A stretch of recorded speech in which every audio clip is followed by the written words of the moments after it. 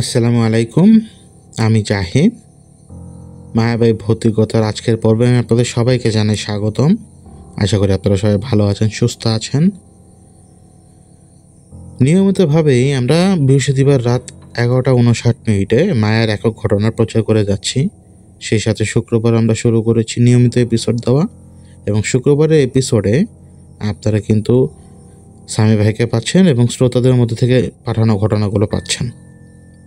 সেই সাথে আমরা বুধবার চালু করে রেখেছি ভৌতিকতা অলৌকিক। সেখানে আপনারা শুনতে পাচ্ছেন বাংলা সাহিত্যের ভৌতিক উপন্যাসসমূহ অথবা গল্পগুলো। এই সব কিছু আমরা এই মুহূর্তে করছি আপনাদের জন্য। আপনাদেরকে জানিয়ে রাখতে চাই যে আলিফ ভাইয়ের অ্যাভেলেবিলিটি কিন্তু এখন একটু কম। আপনারা জানেন যে তিনি সদ্য পিতা হয়েছেন দ্বিতীয় সন্তানের।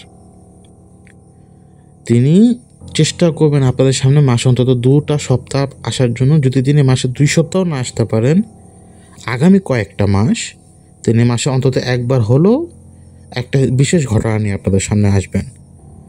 আশা করি আপনারা ওনার অবস্থাটা বোঝার চেষ্টা করবেন এবং আমাদের প্রচেষ্টা বোঝার চেষ্টা করবেন। অহেতুক কিছু উল্টাপাল্টা কথা আপনারা যদি না বলেন, সবচেয়ে বেশি ভালো হবে আমাদের জন্য, কারণ আমরা কষ্টটা করছি আপনাদের জন্য। ভিউ নিয়ে কথা বলা কোনো দরকার নেই, কোয়ালিটি নিয়ে কথা বলা উচিত, যে কোয়ালিটিটা ভালো কিনা। আমি কখনো কারোর প্রশ্নের উত্তর এভাবে দিতে চাই না, কিন্তু আমি আজকে আপনাদেরকে বলতে চাই, ভিউ কি ডিসাইড করবে যে কন্টেন্টটা কেমন?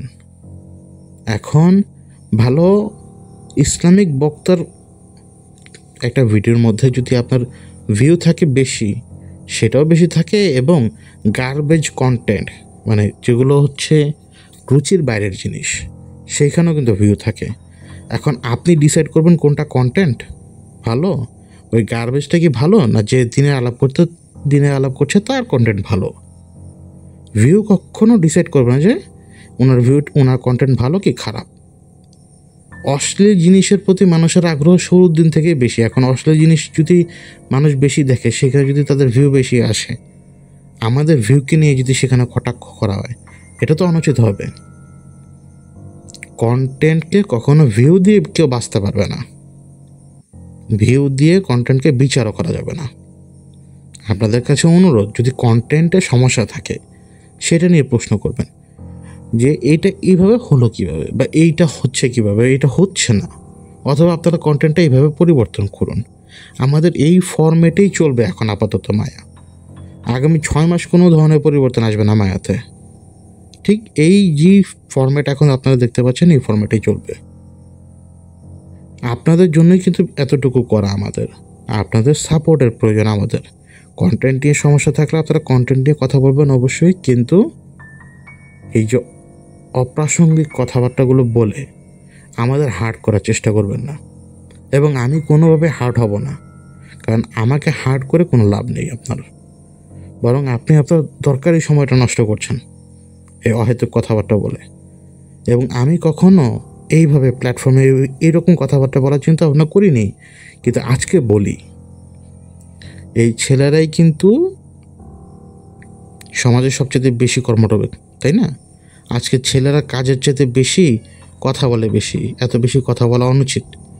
যখন আমরা কথা বলি, কথা যদি অতিরিক্ত বলি, তখন আমাদের মুখ দিয়ে ভুল কথা বের হয়ে আসে, সেটা আমি হই বা যেই হই না কেন। আমাদের উচিত ভালো কথা বলা। সারাদিন নিন্দা করতে করতে করতে করতে একসময় নিজের মা বাবারও নিন্দা করতে শুরু করে দিই আমরা যদি ভালো কাজ করি ভালো কাজই করবো, আর খারাপ কাজ করলে খারাপ কাজই করব। আপনাদের উচিত দৃষ্টিভঙ্গি পাল্টানো, এবং আমরা কেউ কিন্তু বেঁচে থাকবো না। আমিও থাকবো না, আপনিও থাকবেন না, কেউ থাকবে না। যার যার আমানত নিয়ে, যার যার আমল নিয়ে আমরা সবাই আল্লাহর সামনে গিয়ে দাঁড়াবো, তাই না? তো অনুরোধ থাকবে যে সমালোচনাটা সাউন্ড কোয়ালিটি নিয়ে হতে পারে, ঘটনা বলা নিয়ে হতে পারে, এগুলো নিয়ে করুন। আজকে আপনারা যে ঘটনাটা শুনবেন, এটা হচ্ছে পাটোয়ারি দাদার জীবনে ঘটে যাওয়া একটা ঘটনা, তার জোয়ানকালের ঘটে যাওয়া একটা ঘটনা।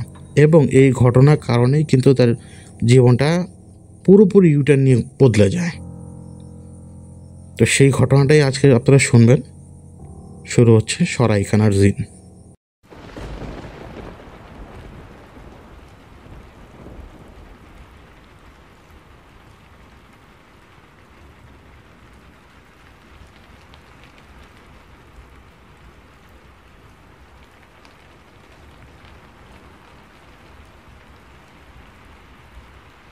এই ঘটনাটার সময়কাল হচ্ছে ব্রিটিশ শাসন আমলের।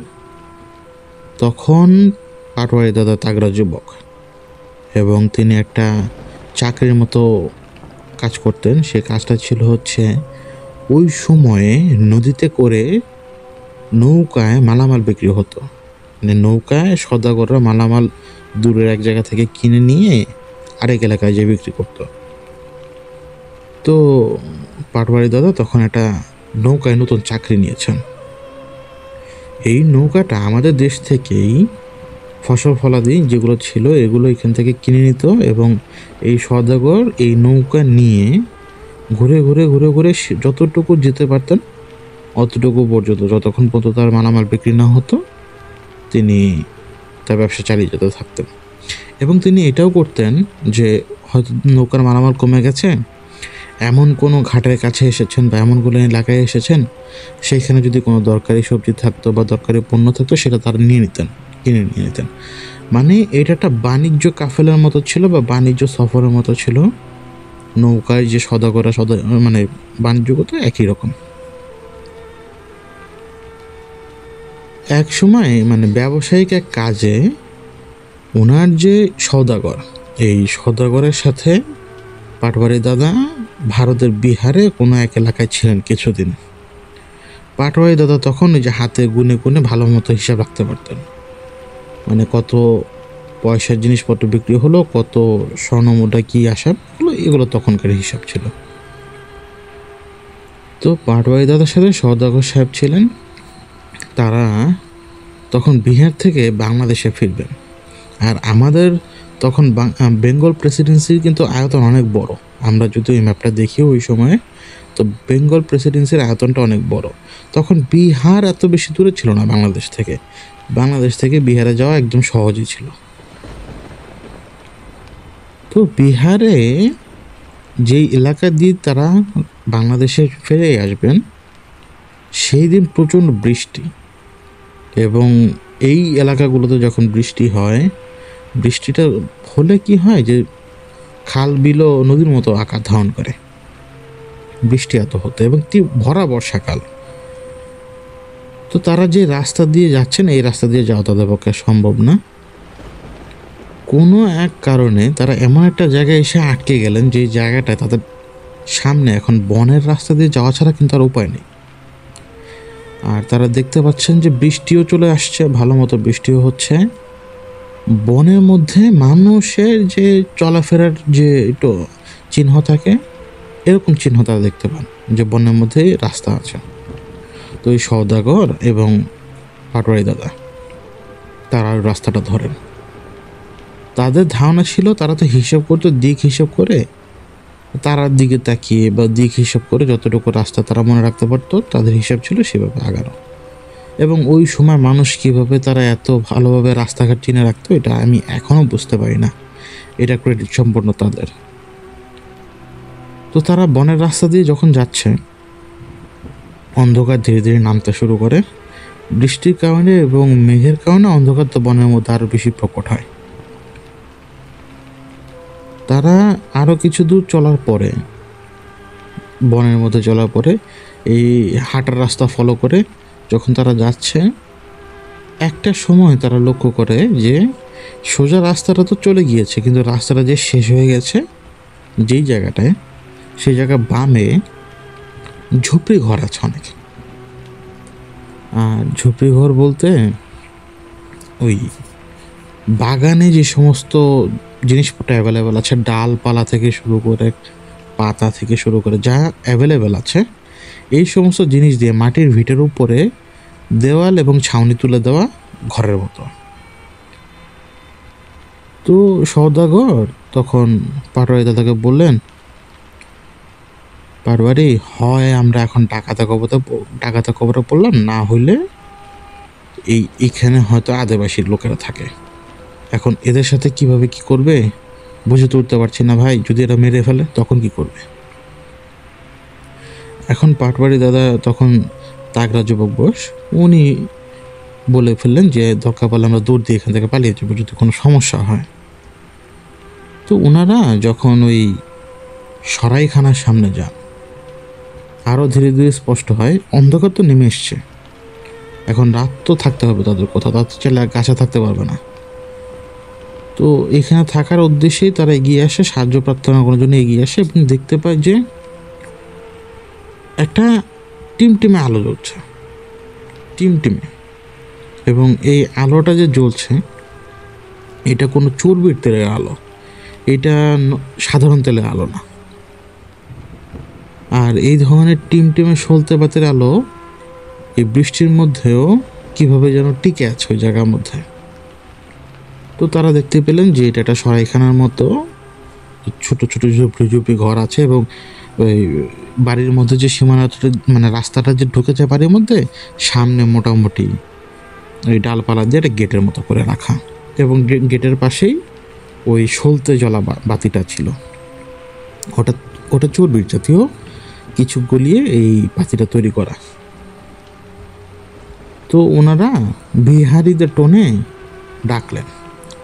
কিছুক্ষণ ডাকার পরে সারা শব্দ যখন পান নাই, তারা এসে ওই ডালপালা দিয়ে করা গেটটা ধাক্কা দিয়ে খোলার চেষ্টা করলেন। যখন তারা ধাক্কা দিয়ে খোলার চেষ্টা করলেন, তখন একটা মহিলা কণ্ঠে ওই বিহারি টোনে তাদেরকে বলল যে বাবু তোরা থাম, তোরা কারা, তোরা তোদের পরিচয় দে।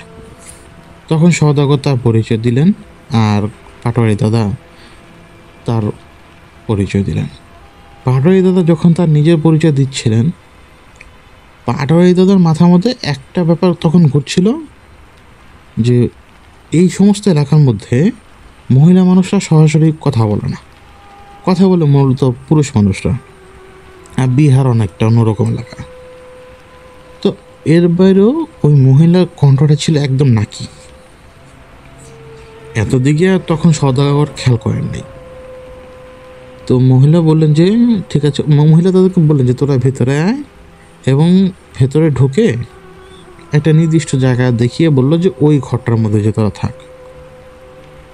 যখন ওই সওদাগর ভেতরে ঢুকলেন গেট সরিয়ে, তারা ভেতরে মানে পাটোয়ারি দাদা নিজেও দেখলেন ভেতরে ওই টিমে সলতে বাতির আলোতে কম করে হলো 13-14টা ছোটো ছোটো ঝুপড়ি ঘর। আর এই ঝুপড়ি ঘরের মধ্যে দুজন মানুষ পাশাপাশি শুতে পারবে, আর বড় জোর 3জন মানুষ পাশাপাশি শুতে পারবে। কিন্তু এগুলো ঘরগুলো গোলাকার, আকৃতি গোলাকার হয়। যখন সওদাগর হয়তো কি মনে করে পেছনে ঘুরবেন, ওই মহিলার সাথে সাথে বলল, ওই বিহারি টনে বলল তোমরা ঘরে যাও, খাবারের ব্যবস্থা হয়ে যাবে, এখানে আজকে কোনো পুরুষ মানুষ নেই। তোমাদেরকে একটা কথা বলে রাখি, খাবার তোমাদের দুয়ারের সামনে থাকবে, খাবার যখন দেখবে খাবার ঘরের মধ্যে নিয়ে চলে যাবে, এবং ঘর আটকে দেওয়ার পরে বাইরে আর বেরোবে না। যদি বাইরে যাওয়ার একদমই দরকার পড়ে 3বার একটা বিশেষ নাম বলে, ওই বিশেষ নামটা আমি বললাম না, তো ওই বিশেষ নাম বলে তোমরা 3বার ওই নাম বলে তারপরে বলবো যে আমরা বের হচ্ছি, এটা বলে বের হবে। বের হয়ে বেশি দূর যেতে পারবে না, ওই যে ঝোপ আছে ওই ঝোপের মধ্যে আশপাশে সেরে আবার দ্রুত ফিরে আসবে নিজেদের এখানে, এবং সকাল হলে এখান থেকে চলে যাবে। ভুলেও যত কিছুই হোক দরজা কিন্তু খোলা যাবে না, ভেতরে থাকতে হবে। এখন সারাদিন চলার যে ক্লান্তি, বৃষ্টির মধ্যে চলার যে ক্লান্তি, এবং সারাদিন বৃষ্টিতে মোটামুটি ভিজে তারা একাকার, এই হেঁটে এই রাস্তা আসছেন তারা অলমোস্ট 4 দিন হেঁটেছেন, বিভিন্ন জায়গায় তারা বিশ্রাম নিয়ে অলমোস্ট 4 দিন হেঁটেছেন। আরও অনেক দিনে হাঁটার সফর তখনও বাকি। হাঁটার ক্লান্তিতেই খাবার দাবারের কথা ভুলে গেছেন। তারা ভেতরে ঢোকার পরে কাপড় বদলিয়ে শুয়েছেন শুধুমাত্র, তারা শেষ, তারা একেবারে ঘুম। ওই ঘুমে তাদের সকাল তখন কখন, কিন্তু সকালবেলা তাদের ঘুম ভাঙে। আগে পাটোয়ারি দাদারই ঘুম ভাঙে।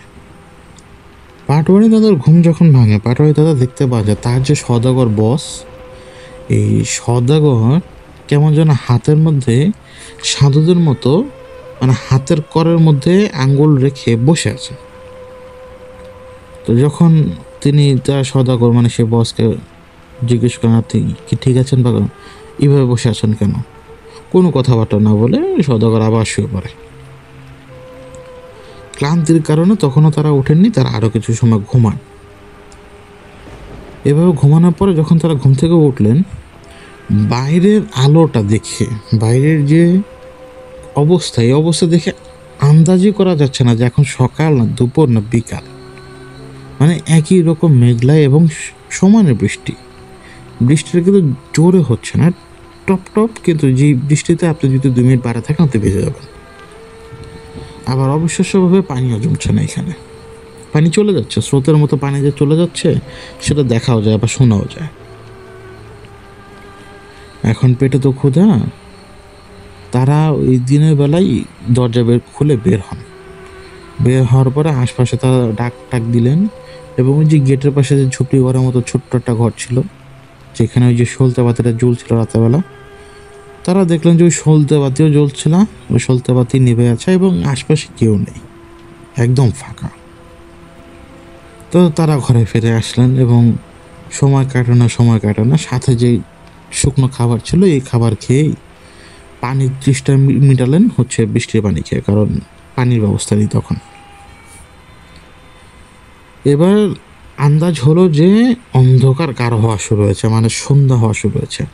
অন্ধকার ছিলই সারাদিন, তারা তো একটা সময় তো আন্দাজ করতে পারছিল না, কিন্তু যখন আসল অন্ধকার ঘনিয়ে আসে, মেঘলা অন্ধকারও ধীরে ধীরে গাঢ় হতে থাকে, এবং যখন পুরো জঙ্গল ভালোভাবে গাঢ় হয় তখন বৃষ্টির তোরও ধীরে ধীরে বাড়তে থাকে। তারা ওই ঝুপড়ি ঘরের মধ্যে অবস্থান করছে, তখন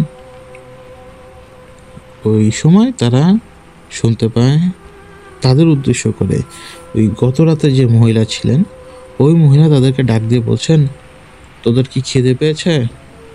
মানে তাদের বিহারি ভাষায়, তোমাদের কি খিদে পেয়েছে? তখন ভেতর থেকেই, যখন সওদাগর প্রায় বের হয়ে আসতে যাচ্ছিলেন, তখনই বাইরে থেকে ওই মহিলা বাধা দিয়ে বললো যে বের হতে হবে না, তোমাদের কি খিদে পেয়েছে কিনা বলো। তখন ভেতর থেকে উত্তর দিলেন যে হ্যাঁ, আমরা সারাদিন কিছু খাইনি। তখন ওই মহিলা উত্তর দিলেন, তোমরা বসো, ভেতরে অপেক্ষা করো। কিছুক্ষণ পরে বোঝা গেল যে বেশ কয়েকটা জিনিসপত্র এনে ওই ঝুপড়ি ঘরের দুয়ারের সামনে রাখা। তো রাখার পরে অনুভব করলো তারা রাখা। কিছুক্ষণ পরে ওই মহিলা বলল যে তোদের দুয়ারের সামনে খানা আছে, মানে খাবার আছে, তোরা নিয়ে খেয়ে নে। এখন দরজা খুলে খাবার ভেতরে ঢোকানোর পরে তারা দেখতে পেলো যে ভালোই রকম খাবার দেওয়া, এবং সেটা হচ্ছে ওই এলাকারই খাবার মোটামুটি। এই খাবারগুলো খেলেন। পাটওয়ারি দাদা সারাদিনে একটা জিনিস ভালোভাবে অবজার্ভ করেছেন, সেটা হচ্ছে এলাকাটা তো মনে হচ্ছে যে আদিবাসীদের, ঘরগুলো দেখলেও মনে হয় যে এটা আদিবাসীদের, কিন্তু এই ঘরগুলোর একটা আকার আছে, কেমন জানি ডিমের মতো, ডিমও না আসলে পানির ফোঁটার মতো, মানে উপরের দিকটা ন্যারো, নিচের দিকটা তলার মতো ফোলা, মানে চওড়া, অনেকটা ডিমই আর কি, মানে এরকম শেপের ঘর। এবং তিনি যখন বাইরে তাকাচ্ছিলেন, তার কাছে মনে হচ্ছিল যে জঙ্গল থেকে কেউ তাদেরকে দেখছে, জঙ্গলের মধ্যে থেকে কেউ ঘোরাফেরা করছে, যার আকার অনেক বড়। কিন্তু এটা আসলে মনে ভুল ভেবে, এবং জঙ্গলের নিস্তব্ধতা মানুষের ব্রেনের মধ্যে অনেক রকমের ইফেক্ট ফেলতে পারে। পাটোয়ারি দাদা ভাবলেন যে থাক, এত কিছু পাতা তো দরকার নেই। এটা ওনার কিন্তু এটা সারাদিনের অবজারভেশন। শুরু হলো দিন রাতের বেলা থেকে, খাবার খেয়ে ঘুমিয়ে গেছেন তারা। হঠাৎ কান্না শব্দ পেল, মানে এমনভাবে কান্না করছে যে কেউ জান ভিক্ষা চাইছে, যে না আমাকে মানে মাফ করে দেখ, এরকম কেউ জান ভিক্ষা চাইছে। এবং কান্না শুনে যখন তারা দুজন জেগে গেছেন, পাটোয়ারি দাদা নিজে শুনতে পান যে খুব ভারী কদমের কোনো কিছু, মানে তার পায়ে ওজন অনেক, 4-5টা হাতি হয়তো এক কদম দিলে একসাথে এরকম শব্দ হতে পারে। এইরকম কেউ মানে কেমন একটা বিকট একটা শব্দ করছে, আরেকজন কান্না করছে। হঠাৎ সেই লোক যে কান্না করছিল, যে মেয়ে বা যে মহিলা, তার কান্না থেমে গেল, এবং একটা শব্দ হলো, মনে হলো গলাটাই মুচড়ে দিয়েছে। ভাঙারও শব্দ হলো, থ্যাতলানো শব্দ হলো, সব কিছু শব্দ হলো একসাথে। ওই শব্দের পরে পাটোয়ারি দাদা নিজে অনুভব করছেন যে কেউ তাদের ঝুপড়ি ঘরের আশপাশে ঘুরছে, মানে ঘুরছে এমনভাবে যে ঝুপড়ি ঘরের বাইরে থেকে তাদের দিকে খুব ভালো করে তাকিয়ে দেখছে দাদাকে। আর আপনার দিকে কেউ যদি তাকায়, সেই অনুভূতিটা যেরকম, পাটোয়ারি দাদা সেই অনুভূতি অনুভব করছিলেন। আশপাশে দানবের আকারে কোনো কিছু তাদের এই ঝুপড়ি ঘরটাকে গোল করে সার্কেল করে ঘুরলো কয়েকবার। তো যখন ঘুরছে, সওদাগর তার মুখের মধ্যে আঙ্গুল রেখে ইশারা দিচ্ছে যে শব্দ করিস না। অন্ধকার ঘর তো, সওদাগর তার নিজের হাত পাটোয়ারি দাদার মুখের মধ্যে রেখে মানে বোঝাচ্ছে যে শব্দ না করতে। আন্দাজ করতে পেরেছিল তারা মনে করছিল হয়তো বড় কোনো বাঘ এসেছে এখানে, কারণ বিহারে বাঘ থাকতো, তখন জঙ্গলে বাঘ থাকতো, সেই আশঙ্কায়। কারণ এটা ঝুপড়ি ঘর, ভেঙে ফেলতে সময় লাগবে না। কিছুক্ষণ ওই দানব হাঁটার পরে ধীরে ধীরে ওই ভারী পাটা কয়েকটা কদম লাফ দিয়ে জঙ্গলের মধ্যে ঢুকে গেছে, এইটা স্পষ্ট শোনা গেল। আর এই দানবটা যখন চলে গেল, মনে হলো চারপাশে যে চাপা একটা মানে অবস্থায় ছিল, যেরকম কোনো শব্দ নেই, কোনো কিছু নেই, মানে কেমন জানি গুমট। এই দানবটা সরে যেতে যেতেই মনে হলো যে কান খুলে গেছে, এরকম একটা অনুভূতি পাটোয়ারি দাদা অনুভব করলেন। পাটোয়ারি দাদা কি করবেন এই অন্ধকারের মধ্যে বুঝতে পারছিলেন না। আস্তে করে সওদাগরের কানের কাছে যে বললেন, মানে এখানে এখন ওনারা কি করবেন। সওদাগর ওনাকে শুধু চুপ থাকতে বলল, আর কিছু না। কিছুক্ষণ পর সওদাগর বলল যে আজকে রাত কোনো রকম পার কর, আলো দেখার সাথে সাথে আমরা এখান থেকে বের হয়ে যাব। সকালবেলা যখন প্রথম আলোটার আন্দাজ করতে পারলেন তারা, ঝুপড়ি ঘরের বাইরে ওই ঝুপড়ির বেড়ার মধ্যে থেকেই আলো একটু আসে, তারা সাথে সাথে বের হয়ে গেলেন। এবং সাথে সাথে বের হয়ে জঙ্গলে যেই পথে আসছিলেন সেই পথের দিকে তাকালেন, সেই পথের দিকে তারা যাবেন। এবং যখন তারা সেই পথের দিকে, মানে ওই বাড়ি থেকে বের হয়েই জঙ্গলের ওই পথের দিকে, যে পথ দিয়ে তারা এসেছিলেন সেদিকে যাবেন, দেখছেন যে এখন পথ নাই, একদম পুরা জঙ্গল চারপাশে। বৃষ্টি টিপ টিপ করে পড়ছে, মানে এই বৃষ্টির কোনো শেষ নেই। টিপ টিপ করে বৃষ্টি পড়ছে, চারপাশে জঙ্গল, যে রাস্তা ছিল সেই রাস্তা গায়েব। পাটোয়ারি দাদা একটা দৃশ্য দেখে না কেঁপে উঠলেন। কেঁপে উঠে উনি সাথে সাথে চিৎকার দিয়ে উঠলেন। তো সওদাগর ওনাকে শান্ত করতে গেল। পাটোয়ারি দাদা হাত দিয়ে ইশারা করছিলেন একদিকে। তো তারা দুজনই দেখলেন যে গাছের মধ্যে, গাছের একটা ডালে একটা নারী দেহ ঝুলে আছে। আর এই নারী দেহটা হচ্ছে 12 থেকে 13 বছরের মেয়ে, শাড়ি পরাই মেয়ে, 12 থেকে 13 বছরের মেয়ে, শাড়ি পরা। তার বডিটা এমনভাবে ঝুলে আছে যে স্পাইনটা গাছের উপরে এবং নাড়ি ভুড়ি সব ছিঁড়ে তার শরীরের সাথে লেপটে আছে। আন্দাজ করা যায় কাপড়ের ধরন দেখে যেটা 12 বছর কি 13 বছরের মেয়ে হবে। তো তারা তো দুজন যেদিকে পারলেন আন্দাজ করে সেদিকে দৌড় দিলেন। তারা দুজন দৌড়ালেন কিছুক্ষণই এই মেঘলা অবস্থার মধ্যে। এই দৌড়ে দিতে দিতে তারা আবারও ঘুরে ফিরে ওই বাড়ির সামনে চলে আসলেন, যে বাড়ি, যে সরাইখানাতে তারা মানে ছিলেন এই দুদিন, মানে ছিলেন 2 রাত 1 দিন। এইখানে আবার ঘুরে ফিরে তারা চলে আসলেন। তো এটা দেখার পরে সওদাগর আরও বেশি মানে জ্ঞান শূন্য হয়ে যান এবং তিনি এতক্ষণ তো পাটোয়ারি চাচাকে ধরেই দৌড়িয়েছেন, তিনি পাটোয়ারি চাচাকে ছেড়ে দিয়ে উদ্ভ্রান্ত মতো দৌড়াতে লাগলেন। এখন পাটোয়ারি চাচাও তার পিছনে দৌড়াতে লাগলেন, সাথে জিনিসপত্র ফেলে দিয়ে। দুজনেরই এখন বাঁচার চিন্তা, অন্য কোনো চিন্তা নেই। কারণ তাদের মনের মধ্যে একটা ভয় ঢুকে গেছে, তারা হয়তো কোনো রকমের গোলকধাঁধার মধ্যে পড়ে গেছে, যেটা হচ্ছে তাদেরকে মেরে ফেলবে। কারণ তারা তো একটা লাশ দেখেছে গাছের ডালে ঝুলে থাকতে। তো দৌড় দিলেও জঙ্গলে যে জায়গাটার মধ্যে মাটি থাকে হয়তো ওই জায়গাটা পিছলা ছিল, তো ওইখানে পিছলা খেয়ে পড়ে সদাগরের পা যায় মুচকে এবং সদাগর তো পড়ে যেয়ে আহত হন।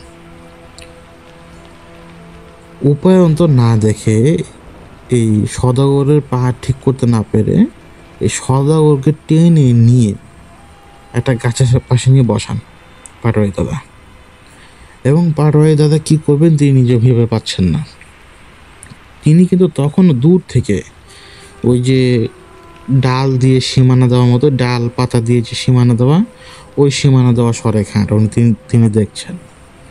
এবং পাটোয়ারি দাদার কানে বারবার একটা মেয়েলি কণ্ঠ ফিস ফিস করে বাতাসে ভেসে আসছে, মিষ্টি একটা মেয়েলি কণ্ঠ। সে বলছে তাকে বিহারি ভাষাতে, বিহারি টোনে বলছে, বাবু তুই আয়, তোরা এইখানে বিপদে আছিস, আমার কাছে তোরা মুক্ত, তোরা আয় আমার কাছে তোরা বিপদ মুক্ত, আয়। এখন বারবার ওই দিকেই ইশারা দিচ্ছে যে ওই সরাইখানের দিকে আয়। পাটোয়ারি দাদা কি মনে করে এই সদাগরকে নিয়ে তিনি ওই সরাইখানার দিকেই আগাচ্ছিলেন। তো পাটোয়ারি দাদাকে সদাগর অনেক গালিগালাজ করলো, তিনি যাবেন না, তিনি ভয় পাচ্ছেন, কিন্তু পাটোয়ারি দাদা তাকে টেনে হিঁচড়ে সেদিকে নিয়ে যাচ্ছেন।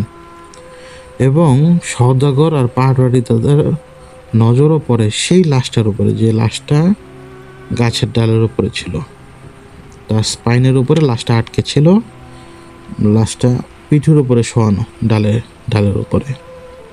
সে লাশের দিকেও তাদের একবার নজর যায় এবং কেন জানি পাটোয়ারি দাদার মনে হয় যে লাশে, যে মেয়েটার লাশ, তার চোখ দিয়ে পাটোয়ারি দাদাকে সে দেখছে এখন।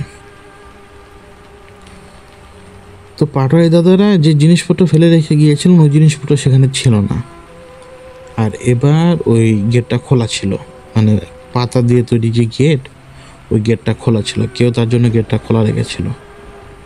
সদাগরকে সেই ঘরের মধ্যে নিয়ে যখন ঢুকায় পাটোয়ারি দাদা, তারা অবাক হয়েছে যে জিনিসপত্রগুলো তারা রাস্তায় ফেলে দিয়ে এদিক ওদিক দৌড়ালো না, ওই জিনিসপত্র সহি সালামতভাবে ওই ঝুপড়ি ঘরের মধ্যে রাখা। এবার পাটোয়ারি দাদা বুঝতে পারলেন যে ঘটনা কি, এইখানে যা ঘটছে সেটা প্যারানর্মাল। কারণ পাটোয়ারি দাদার যে দাদা, মানে পাটোয়ারি দাদার যে বাবা, তিনি হিন্দু থেকে মুসলমান হয়েছিলেন খুবই কম বয়সে, তার বাবা মারা যায়। তো হিন্দু থেকে তিনি মুসলমান হয়েছিলেন এবং হিন্দু থাকাকালীন অবস্থায় পাটোয়ারি দাদার বাবা তিনি গণক ছিলেন এবং তিনি পুরোহিত ছিলেন এবং তার কাছ থেকেই বিভিন্ন রকমের কথাবার্তা তিনি শুনেছেন। ওই দেবদেবী থাকে না, ওই রকম ব্যাপার স্যাপার, এই সমস্ত কথাবার্তা তিনি শুনেছেন। এবং পাটোয়ারি দাদা আন্দাজ করতে পারছিলেন তারা যে জায়গাটায় আছে এই জায়গার, মানে এই বনের কোনো দেব বা দেবী সে মানুষ পেলে মেরে ফেলে, মানে সে অপদেবতা। কারণ এটা তো তিনি তার বাবার কাছ থেকে শুনেছিলেন যখন তার বাবা হিন্দু ছিলেন। তো হিন্দু থাকাকালীন যেই ব্যাপারগুলো ছিল সেগুলো তা মুসলমান হওয়ার পরও হয়তো দেখা গেছে যে বলেছে যে এরকম জিনিস থাকে। এই জন্য পাটোয়ারি দাদার একটু ধারণা ছিল হালকা হালকা, আর সাহসও অনেক। তো তারা দুজন ওই ঝুপড়ি ঘরের মধ্যে অবস্থান করছিলেন এবং ওই ঝুপড়ি ঘরে ঢোকার জায়গাটা তারা ঢেকে দেন, ওই যে দরজা থাকে ঝুপড়ি টাইপের দরজা দিয়ে ঢেকে দেন। তো ওই ব্যথায় ধীরে ধীরে একসময় সদাগর সাহেব ঘুমিয়ে যান, কিন্তু পাটোয়ারি দাদা জাগ না। এবং পাটোয়ারি দাদা তার বাবার কথা মনে করছেন তখন, যে তার বাবা তাকে কী কী শিখিয়েছিল। তার বাবা তাকে অনেক কিছু শিখিয়েছিল, এর মধ্যে একটা ব্যাপার ছিল যদি কোনো কিছু হয় সেটার সাথে যোগাযোগ করা, মানে যদি কোনো কিছুকে আন্দাজ করো কোনো কিছু ঘটছে সেটার সাথে যোগাযোগ করা।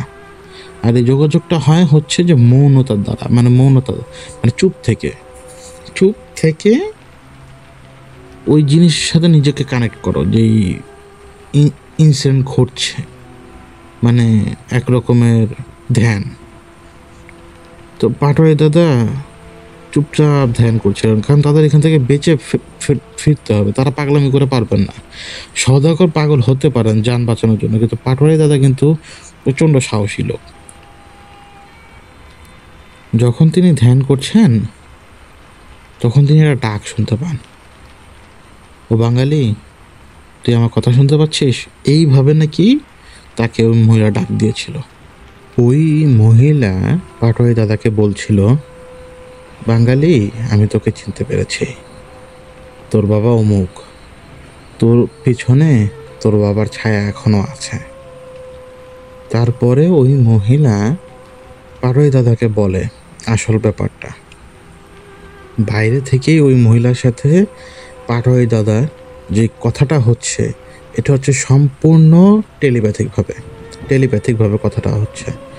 ওই মহিলার কথা পাটয় দাদা কানে ভেসে আসছে। ওই মহিলা বলছে, এই এই এলাকাটা হচ্ছে দেবের, যে দেবের এলাকায়, এই দেবের এলাকায় যদি কোনো নরপশু, দেবের হিসেবে মানব হচ্ছে নরপশু যদি এই এলাকায় প্রবেশ করে, তাহলে দেব তাদেরকে এদিকে ভুলিয়ে ভালিয়ে নিয়ে আসে এবং অন্ধকার হওয়া মাত্রই দেব তাদেরকে মেরে কেটে গাছে ঝুলিয়ে রাখে।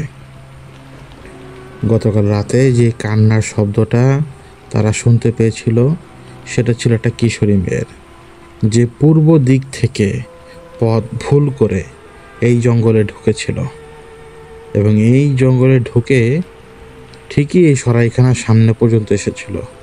কিন্তু ওই সময় এই মহিলা, এই সরাইখানা যে দেখভাল করছে, এই মহিলা এইখানে উপস্থিত না থাকায় ওই মেয়েটাকে কেউ বাঁচাতে পারেনি। এই যে ঘরের সীমানার মধ্যে, যে বাড়ির মধ্যে যে ঘরগুলো, এই ঘরগুলোর মধ্যে যদি কেউ আশ্রয় নেয়, তাহলে দেব তাদেরকে কিছুই করে না। দেব মনে করে এরা সবাই হচ্ছে আমার চাকর। কিন্তু এই ঘরের বাইরে দেব যাকেই পাবে তাকে তো মেরে ফেলবেই, এবং যাকে পথ ভুলিয়ে এনেছে তাকেও মেরে ফেলবে। ওই মেয়েটাকে দেব এখান থেকে টেনে হিঁচড়ে নিয়ে আগে আছাড় মারে, তারপরে তার পেটের অন্ত্র নাড়ি ভুড়ি সব ছিঁড়ে, ওই মেয়ে জিন্দা থাকা অবস্থায় ছিঁড়ে বের করে এদিক ওদিক ছুঁড়ে মারে। এরপরে ওই মেয়ের মৃত্যু হয় গাছের ডালে।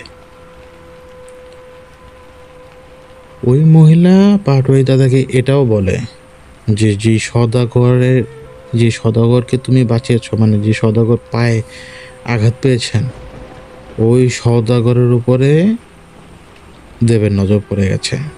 এখন দেব যেই কোনো সময় যখনই তাকে বাইরে পাবে তাকে মেরে ফেলবে। এরপর দেবের নজর তোমার উপরে, আবার তোমাদের দুজনকেও যদি একসাথে পায় মেরে ফেলবে। তোমরা জানো না, মহিলা বলছে, তোমরা জানো না তোমার যে সদাগর সে এমনি এমনি পড়ে যায়নি। দেবের যে সাপ, দেবের অনেক চেলাপালা আছে এখানে। এই দেবের একটা চেলা সাপের রূপ নিয়ে তোমার এই সদাগরকে কামড় দিয়েছে। তোমার এই সদাগর আজ রাতের মধ্যে মারা যাবে। তো দেবের শিকার হয়ে গেল একজন, বাকি থাকবে তুমি। আমি যতক্ষণ পর্যন্ত আমার এখানে আছো ততক্ষণ পর্যন্ত তুমি দেবের হাত থেকে মুক্ত। কিন্তু দেব এটা জানে যে তুমি এই ঘরগুলোর মধ্যে আছো। এখন তুমি জিজ্ঞেস করতে পারো দেব কেন এই ঘরের মধ্যে আসে না। দেব কেন এই ঘরের মধ্যে আসে না সেটা তুমি বুঝতে পারবে। কিন্তু যদি ভালো চাও, আগামী এক পক্ষকাল এখানে অপেক্ষা করো।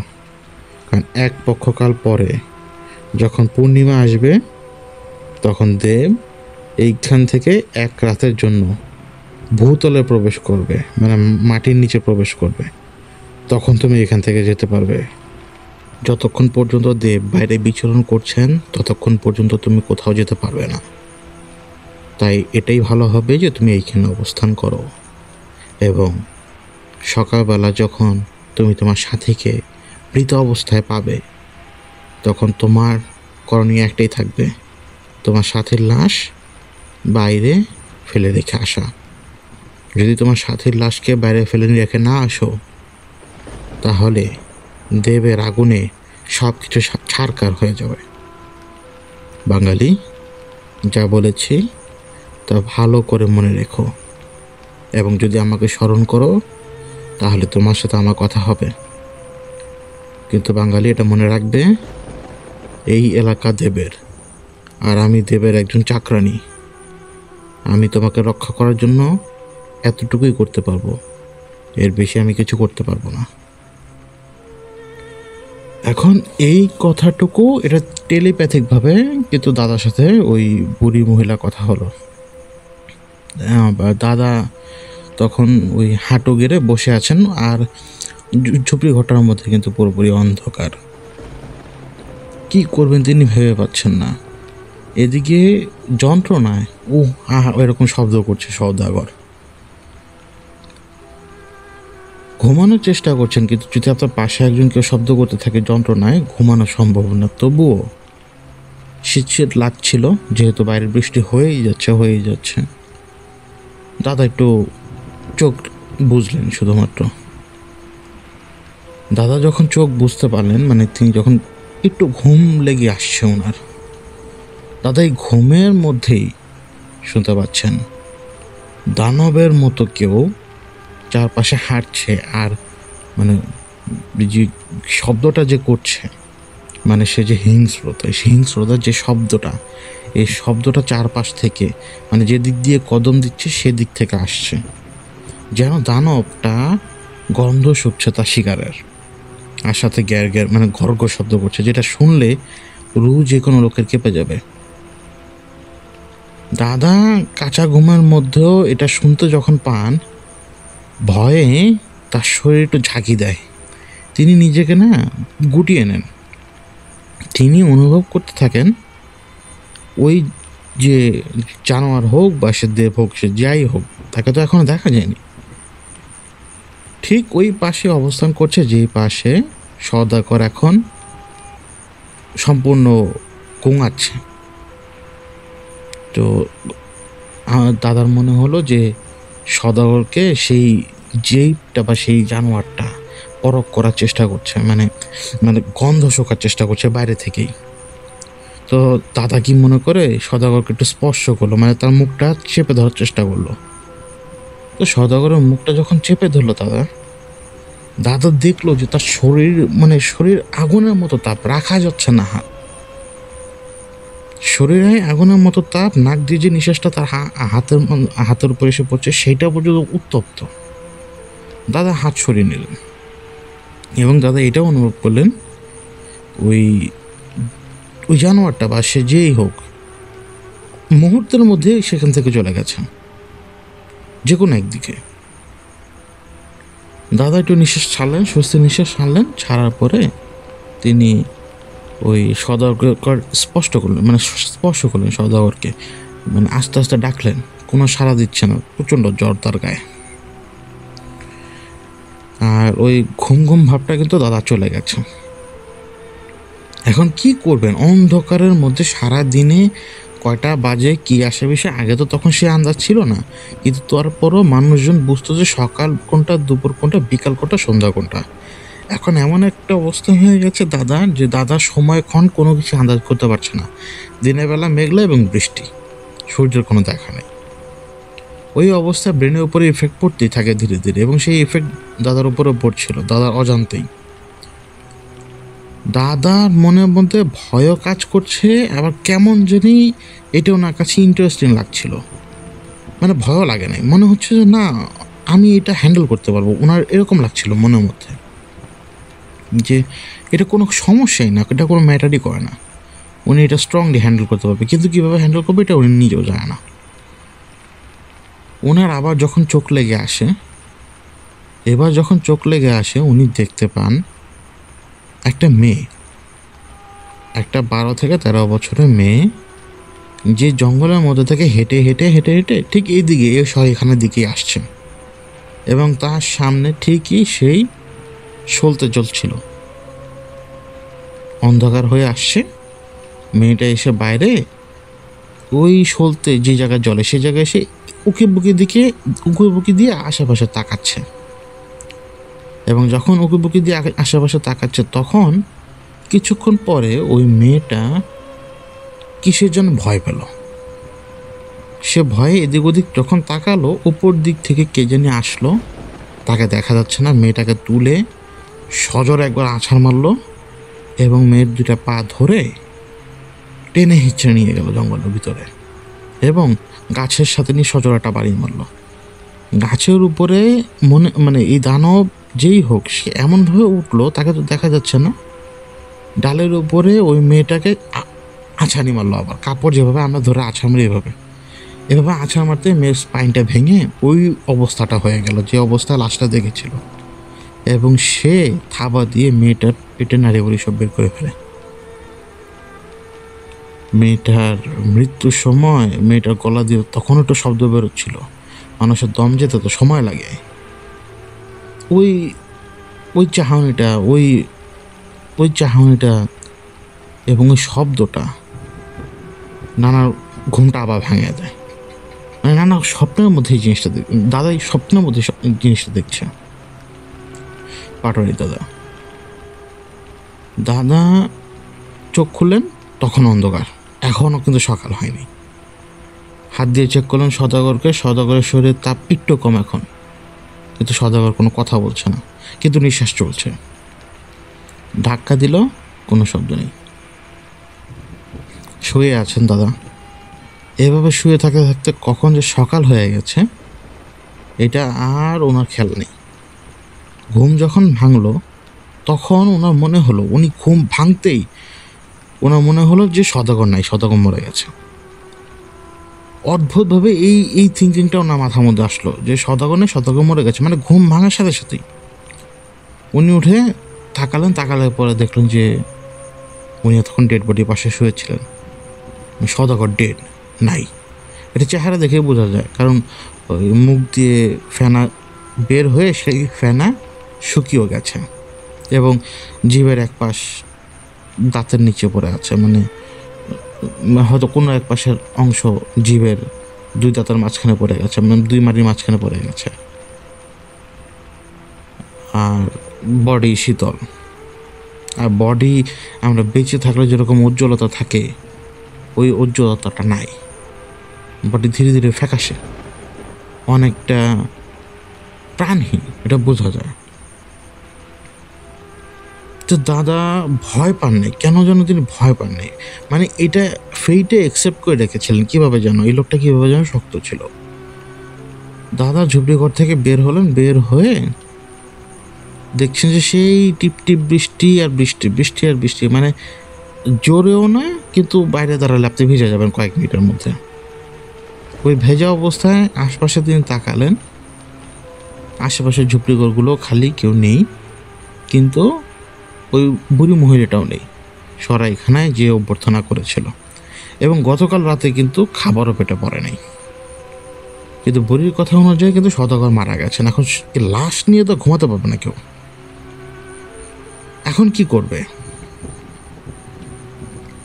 তখন রাতের কথা মনে পড়ে যে বুড়ি বলেছিল কোনো সমস্যা হলে, কোনো বিপদে বললে বুড়িকে স্মরণ করতে, তাহলে বুড়ি চলে আসবে।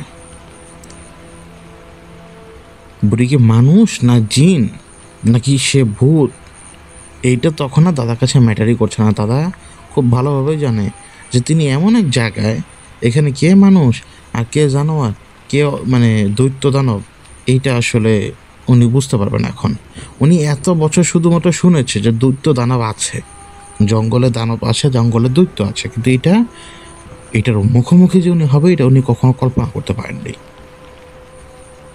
তো বাবার কাছ থেকে তিনি শুনেছিলেন যে যেই কোনো বিপদে আগে শান্ত থাকতে হবে। তুমি যদি দৌড় দাও, অজান্তে কোন দিকে দৌড় দেবে? তুমি তো দিক চেনো না, মানে রাস্তাঘাটও চেনো না। তোমার সামনে পথ যদি খোলা না থাকে তাহলে তুমি কোন পথে আগাবে? তো ওই চিন্তা ভাবনাই এই আমার পাটোয়ারি দাদাকে তখন শান্ত রেখেছিল। তিনি ওই বুড়ি মহিলাকে স্মরণ করছেন, মানে এদিক ওদিক তাকাচ্ছেন না, এমন তো না যে উনি চোখ বন্ধ করে স্মরণ করছেন, উনি বুড়ি মহিলার কথাই চিন্তা করছেন। এবং আজগবিভাবে একটা ঝুপড়ি, মানে এই যে ঘরগুলো, এই ঝুপড়ি ঘরগুলোর পেছন থেকে এই বুড়ি ধীরে ধীরে লাঠি ভর দিয়ে এগিয়ে আসে। এখন ওই বুড়ির শরীর এমনভাবে ঢাকা, ওড়না দিয়ে হাতও এমনভাবে ঢাকা যে তার শরীরে কোনো অংশ দেখাই যাচ্ছে না, এবং পানিতে কিছু মানে মাটির সাথে লেগে আছে বাকি কাপড়। এবং সে কুজো বুড়ির মতো, তো তার চেহারাও দেখা যাচ্ছে না, সে ঝুঁকে আছে। তো দাদাকে বলল, বাঙালি কি চাস? তখন দাদা বলল যে আমার আমার যে মালিক উনি তো মারা গেছেন, এখন আমি এই লাশ কী করব?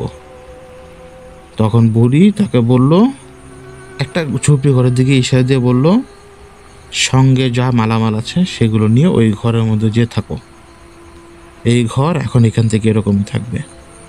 তো লাশের কি করবে? দাদা যতই আর্গু করে না কেন কোনো লাভ হয় না। বুড়ি বলল একটা কথাই, তুমি এই লাশ নিয়ে কোথাও দাফন করতে পারবে না। তুমি লাশ নিয়ে কী করবে? তুমি একলা দাফন করবে কীভাবে? এইখানে মাটি কাটার মতো কোনো কিছু নেই, এটা ইনসানের লাশ, হয় পোড়াও না হলে মাটি চাপা দাও। এখন পোড়াতেও পারবে না, মাটি চাপা দিতে পারবে না, এটা ওই ঘরে রাখো। আর দেব ঠিকই সন্ধ্যার পরে আজ বের হবে। গতকাল রাতে কোনো অদৃশ্য কারণে দেব সদাগরকে নিতে আসতে পারেনি। এটা আমিও বুঝতে পেরেছিলাম যে দেব সদাগরকে নিতে পারবে না, এই জন্যই আমি তোমাকে বলেছিলাম যে দেব রাতের মধ্যে মারা যাবে, মানে সদাগর রাতের মধ্যে মারা যাবে। তো দেব যেহেতু রাতে নিতে পারেনি, আজ সে আসবে শিকার নেওয়ার জন্য। তুমি ভালো থাকো, ওই ঝুপড়ি ঘরের মধ্যে যে অবস্থান করো। তো যখন দাদা বলছে যে না তিনি ওই লাশের সাথে থাকবেন, তখন বুড়ি কোনো কথা না বলে হেঁটে চলে গেছে, এবং যেই ঝুপড়ি ঘরের পেছন থেকে সে এসেছিল সেই ঝুপড়ি ঘরের ভেতরে মানে পেছনে সে চলে যায় আবার।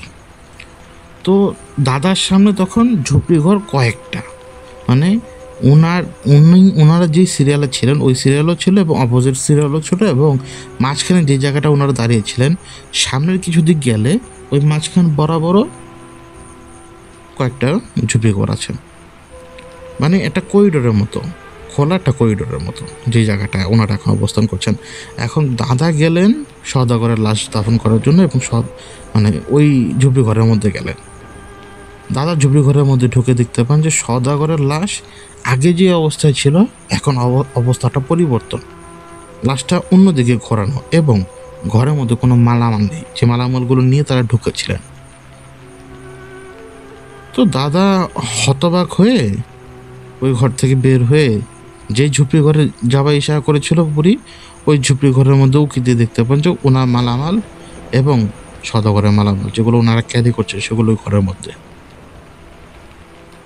এদিকে সারাদিন অনেক চেষ্টা করলেন, এমনকি তিনি সদাগরের লাশ কাঁধে তুলে নেওয়ার চেষ্টা করেছেন কিন্তু পারেন নাই।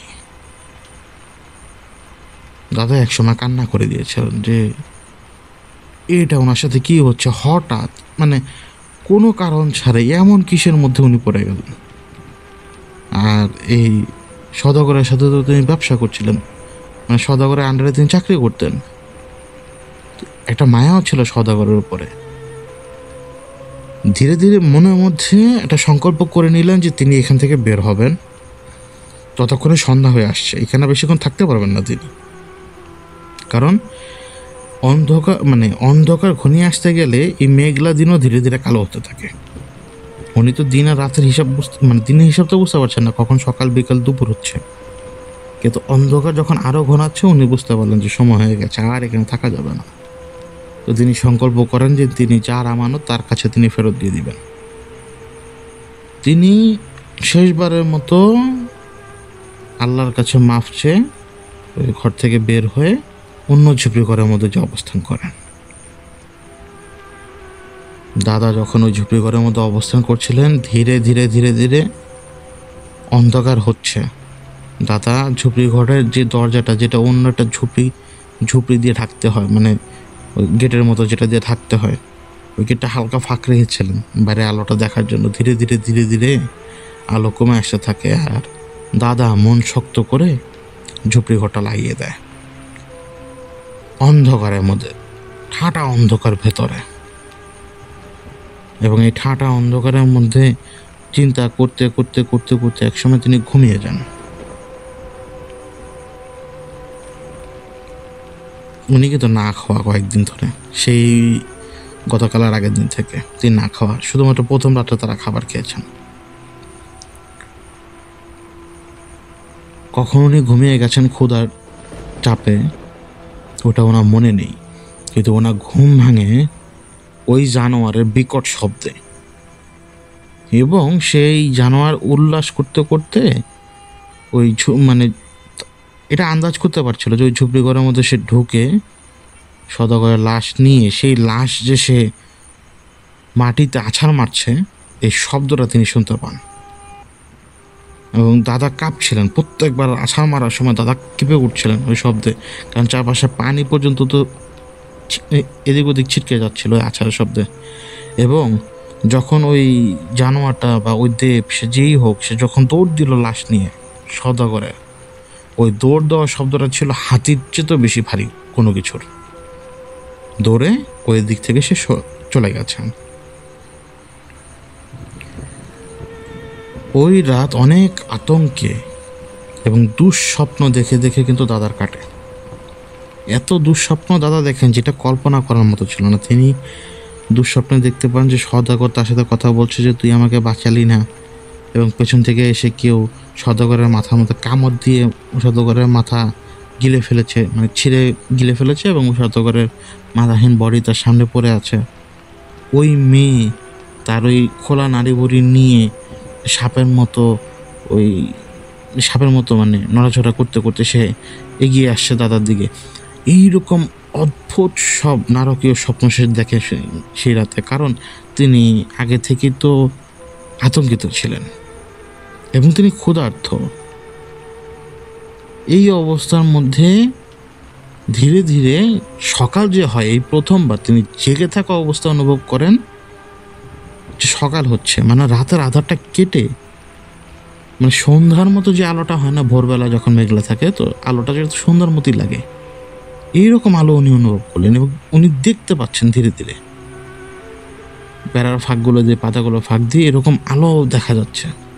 এই প্রথমবার তিনি সকাল দেখতে পান এবং একেবারে নির্দ্বিধায় তিনি ঝুপড়িঘর খুলে বাইরে বের হয়ে আসেন এবং বুক ভরে নিঃশ্বাস নেন। কিন্তু বুক ভরে নিঃশ্বাস নিতে নিতে তার নজর যায় ওই ঝুপড়ি ঘরের সামনে, যেই ঝুপড়ি ঘরে তারা প্রথম রাতে ছিলেন এবং দ্বিতীয় রাতেও ছিলেন। মানুষটাকে যে আছাড় মেরেছিল, মৃত মানুষটাকে, সে দাগ তখন ওই মাটির মধ্যে স্পষ্ট কয়েকটা জায়গা জুড়ে, এবং লাশটা যে টেনে নিয়ে গেছে সেটাও স্পষ্ট মাটির মধ্যে তখনও।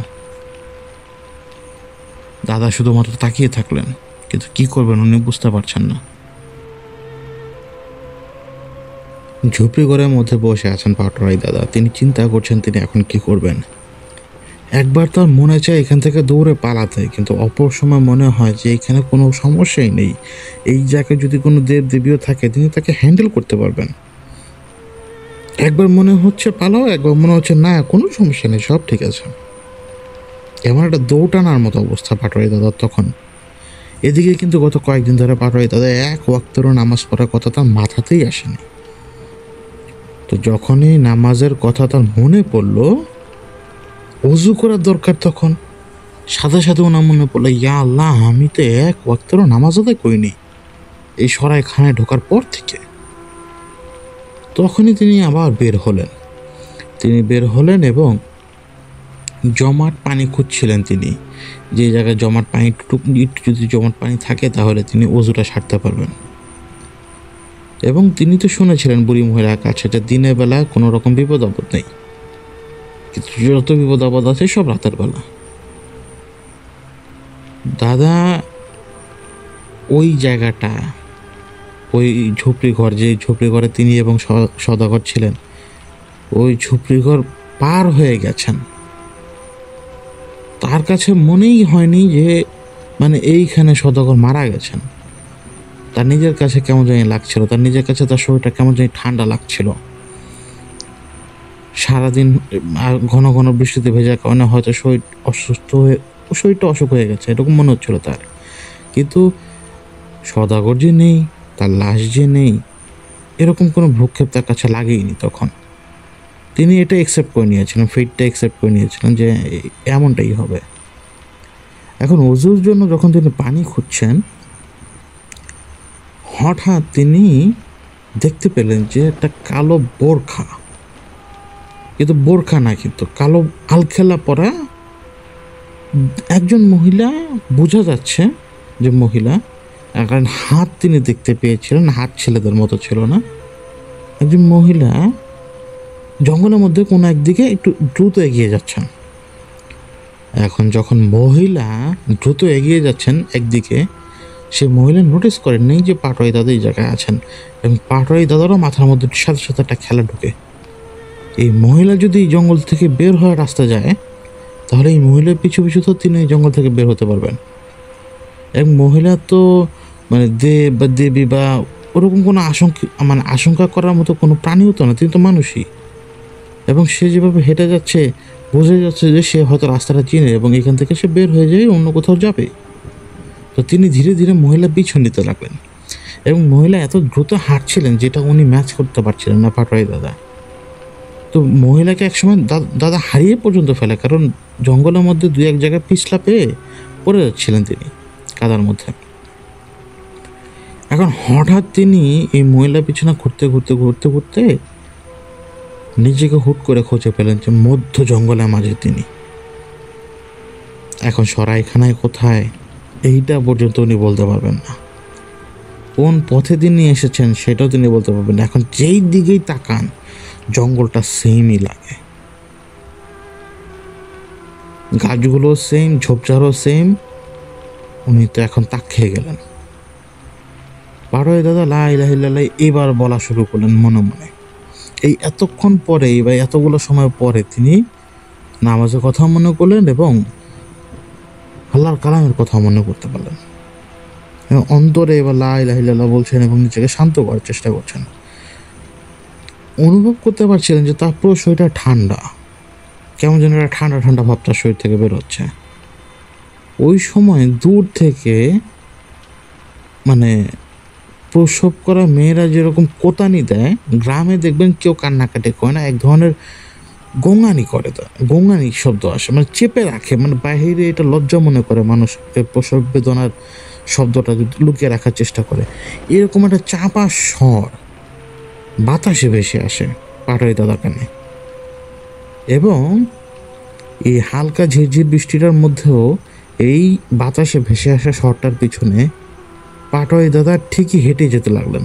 উনি আন্দাজ করতে পারছিলেন যে শব্দটা কোন দিক থেকে আসছে, এবং যত তিনি সেই শব্দর দিকে কান পেতে আগাচ্ছেন অত বেশি শব্দ তার কাছের দিকে আসছে। এইভাবে কয়েক মিনিট পরে এখন জঙ্গলটা তার কাছে এরকম লাগলো যে ঝোপঝাড় কমে আসছে, ঝোপঝাড় কমে আসছে ধীরে ধীরে, কিন্তু গাছগুলো বড় বড়, আশপাশে গাছগুলো ওই মানে দুই হাত দিয়ে জড়িয়ে ধরলেও মিলবে না, এরকম বড় বড় গাছ সামনে পড়ছে ধীরে ধীরে। এবং ডান দিকে কোনা বরাবর তাকানোর পরে তিনি কালো আলখেলা বা বোরকা উনি বুঝতে পারেন কতগুলা গাছের পেছনে আড়ালে থাকা অবস্থায়, মানে ওইখানে কিছু জমায়েত আছে এরকম মনে হলো, এবং একজন দুজন মনে হয়নি, কয়েকজন মনে হলো তার। তিনি আরো ধীরে ধীরে এগিয়ে যাচ্ছেন এবং ওই গোঙানির শব্দটা তিনি শুনতে পাচ্ছেন তখনও। যত কাছে যাচ্ছেন তত তার মনে হচ্ছে যে এই জায়গায় তার যাওয়া উচিত না। তিনি তারপরও কি মনে করে সে জায়গায় গেলেন, এবং মানে লজ্জা বা এই সমস্ত কিছু বাদ দিয়ে তিনি দেখার চেষ্টা করছিলেন আসলে কি হচ্ছে জায়গায়। এবং তিনি দেখতে পান একটা মহিলা উলঙ্গ অবস্থায়, তার দুই হাত আর দুই পা এই বোরকা পরা মানে কালো আলখেল্লা পরা লোকজন, মানে মহিলারাই টেনে ধরে আছে, এবং তার পেটে বাচ্চা, এবং তার পেট থেকে পানি বের হচ্ছে, মানে গর্ভের অংশ বেরিয়ে আসছে, এবং ওই সন্তান মানে যে সন্তান ভূমিষ্ঠ হতে যাচ্ছে তার মাথা পর্যন্ত দেখা যাচ্ছে জ্বরেও থেকে বের হওয়া অবস্থায়। দাদার কাছ থেকে তখন 20 হাত দূর এত কিছু করছে, দাদা কিন্তু একটা গাছের আড়ালে দাঁড়ানো তখন। আর কোথা থেকে এক বিদ ঘুরে দেখতে মহিলা এসে তার হাতে কি যেন ছিল, সেটা মনে হচ্ছিল একটা পাথর। সে পাথর দিয়ে সে দুই হাত ধরে পাথর উঁচু করে ওই মহিলার জ্বরের কাছে এসে, মহিলার জ্বরের মধ্যে থেকে যে বাচ্চার মাথা বেরো আসছে এই জায়গায় সে শুধুমাত্র আঘাত করতে থাকলো এবং থেতলে ফেললো ওই জায়গাটা। পাটোয়ারি দাদা যেই সময় আমাকে কথা বলে, আজকে থেকে তো 10-15 বছর আগের কথা, ওই সময় উনি মনে মাথা কেঁপে ওঠে, মানে ঘৃণায়। তো উনি দেখে যে মহিলা থাতলাচ্ছে ওই মহিলাকে ওই জায়গাটার মধ্যে। ওই মহিলা যিনি চিৎকার দিচ্ছেন যন্ত্রণায়, তার মুখের মধ্যে তার হাত ধরে রাখা আরেক বোরকা পরা মহিলা তার মুখের মধ্যে হাত ঢুকিয়ে দিয়েছে ডাইরেক্ট, এবং তাকে থ্যাতলাচ্ছে ওই জায়গাটার মধ্যে। ওই মহিলার ওই জরায়ু থেকে বকবগিয়ে রক্ত বেরোচ্ছে, কিন্তু তারা থামছে না। শুধু ওই মহিলা শুধু থ্যাতলাচ্ছে তাকে, শুধু পাথরের আঘাত দিয়ে থ্যাতলাতে থ্যাতলাতে তার দুইটা পা আরো বেশি সরে গেছে, যেন ওরা মাঝখান থেকে ওনাকে থেতলে দুই ভাগ করে ফেলবে টেনে। এবং নারী দেহের ভেতরে কিছু অংশ তিনি দেখতে পান। মহিলা তখনও জীবিত, তার নিঃশ্বাসটা এত বেশি বেড়ে গেছে, তার হার্টবিটটা যে বুকের মধ্যে দুপ দুপ করছে, ওই 20-25 দূর থেকে দাদা দেখতে পান। আর দাদা সহ্য করতে পারেন নাই, কিন্তু দাদা পাথর হয়ে গেছেন, তিনি নড়তেও পারছেন না। তারপরও ওই হাত পা কাঁপা অবস্থায়, পা ভার হয়ে যাওয়া অবস্থায় দাদা যখন উঠে দৌড় দেওয়ার চিন্তা ভাবনা করবেন, কিন্তু দৌড় দিবেন কোন দিকে? তার পেছনেও জঙ্গল, সামনেও জঙ্গল, সামনে এতগুলো মহিলা, তারা তো তাকে মেরে ফেলবে। বুদ্ধি ব্যবহার করে দাদা ওই সময় করলেন কি, নিজেকে ওই দৃশ্য দেখা থেকে বিরত রাখলেন এবং একটা গাছের পেছন থেকে আরেকটা গাছের পেছন থেকে পা টিপে টিপে চোরের মতো সেখান থেকে তিনি আরও মনে হয় 10-15 হাত আসতে পেরেছেন শুধুমাত্র। এমন সময় তিনি স্পষ্ট শুনতে পেলেন যে ওই মহিলারা টের পেয়েছে যে দাদা এখানে। ওই মহিলারা দাদার পিছু নিয়েছে এবং ওই মহিলারা দেখতে বিকট, এমনকি সেই পাথর হাতের মহিলাটাও, যার মুখ ততক্ষণে রক্ত দিয়ে লাল, ওই দুই পলকের জন্য দাদা দেখতে পেয়েছিলেন তাদের। এবং দাদা করলেন কি, চোখ যেদিকে যায় সেদিকেই দৌড়, কিন্তু একবার হোঁচট খায়, একবার উঠে দাঁড়ায়, একবার হোঁচট খায়, একবার উঠে দাঁড়ায়। এক মহিলা তো তাকে প্রায় ধরে ফেলেছিল। দাদা কোনো একটা গিরিখাত বা কোনো কিছুর মধ্যে পড়ে যান। ওই জায়গায় যখন তিনি পড়ে যান, ওই এদিক ওদিক বাড়িটারি খেয়ে, খালের মতো জায়গায় এদিক ওদিক বাড়িটারি খেয়ে তিনি যখন যে পড়েন, ওই খাল বা ওই ডোবাটা ছিল মৃত মানুষ আর মৃত পশু পাখির ডাম্পিং স্টেশন, এক কথায়। কারণ উনি পড়ার সময় উনি হয়তো কোনো পশুর হাড়ের সাথে বাড়ি খেয়েছিলেন, শক্ত হাড়ের সাথে তিনি বাড়ি খেয়েছিলেন। ওই জায়গার পানির মধ্যে বিকট পচা গন্ধ, এবং তিনি যখন উঠে দাঁড়ান, এই পানির কালারটাই কেমন যেন মেশমেশে, মনে হচ্ছে ওই মাংসগুলো পচে গলে পানির সাথে মিশে আছে। এবং এইটাও তিনি বুঝতে পারেন যেটা শিশু বাচ্চার লাশ আছে এই জায়গায় উপর অবস্থায়, ডিকে হচ্ছে, মানে পচে গেছে, মানে পিছনে খুঁড়ির অংশটা দেখা যায়, এবং পশু পাখিও আছে। ডাম্পিং স্টেশন এটা, ডেড বডির। দাদা ওই জায়গা থেকে উঠে দেওয়া, মানে গাছের শিকড় বেয়ে উপরে উঠে যান। প্রচণ্ড দুর্গন্ধ তার শরীর থেকে আসছে। তিনি উপরে উঠেই কাদা মাটির মধ্যে নিজেকে লেপ্টে ফেলেন। তখনও বৃষ্টি হচ্ছে, কিন্তু ঘিনে এত কিছুর মধ্যে তিনি নিজেকে লেপ্টে ফেলেন। আর তিনি তখন শুনতে পাচ্ছিলেন যে ওই হুড়াহুড়ি করছে ওই মহিলারা, তাকে খুঁজছে, দাদাকে খুঁজছে তারা। দাদা ঘাপটি মেরে বসে বসে আছেন, একদম কোনো কথা নেই, কোনো শব্দ নেই, কোনো কিছু নেই। এইভাবে কিছুক্ষণ পরে যখন এই মহিলারা অন্যদিকে চলে গেছে, দাদা এখন আর রাস্তা খুঁজে পাচ্ছে না। তখন দাদার মাথায় মনে আসলো, ওই বুড়ি বলেছিল না বিপদে বলে বুড়িকে স্মরণ করতে, দাদার সাথে সাথে বুড়িকে স্মরণ করলেন। যখন তিনি বুড়িকে স্মরণ করলেন না, তো টেলিপ্যাথিকভাবেই বুড়িদের সাথে কথা বলছে যে, হতভাগা তুই কি করলি, তুই গেলি কোথায়, আমি তোর কাছে যে পৌঁছাতে পারবো না, তুই আমার কথা শুনতে থাক, আমি তোকে বলছি তুই কীভাবে ফেরত আসবি, তুই দ্রুত উঠ, দ্রুত চলতে থাক, নইলে তোর যান বাঁচাতে পারবে না কেউ।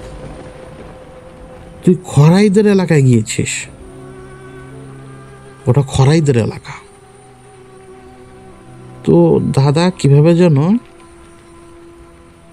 ওই মহিলার কথা ফলো করতে করতে যখন তিনি যাচ্ছেন, ওই বুড়ি যা বললো যাদেরকে খরাই, ওই যে মানে বোরকা পরা মহিলারা, তারা কোনোভাবে টের পায় যে দাদা ওইখানে, এবং ওই মহিলার ডাকের দিকে আর দাদা কনসেন্ট্রেট করতে পারেনি যত তখন, কারণ পেছন দিক থেকে মহিলারা তার পেছনে দৌড়াচ্ছে তাকে মারার জন্য।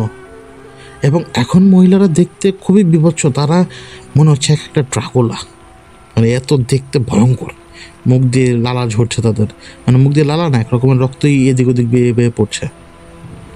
উনি কিছু সময় দাঁড়িয়ে দেখছিলেন যে ওরা তার দিকেই দৌড়ে আসছে, উনি কী করবেন ডিসাইড করতে পারেননি ততক্ষণ, কারণ পা ভার হয়ে যায় মানুষের ভয় পেলে, শক্তি থাকে না ওরা।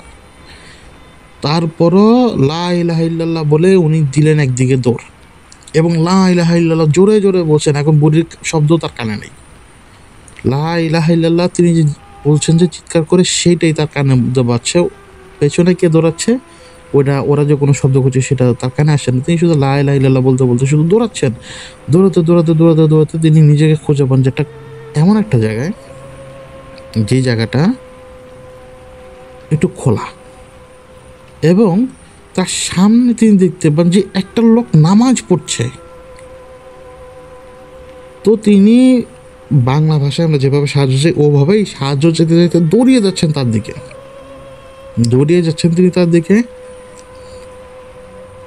এক সময় তিনি দাদা মুখ থুবড়ে পড়ে যান ওই লোকের সামনে।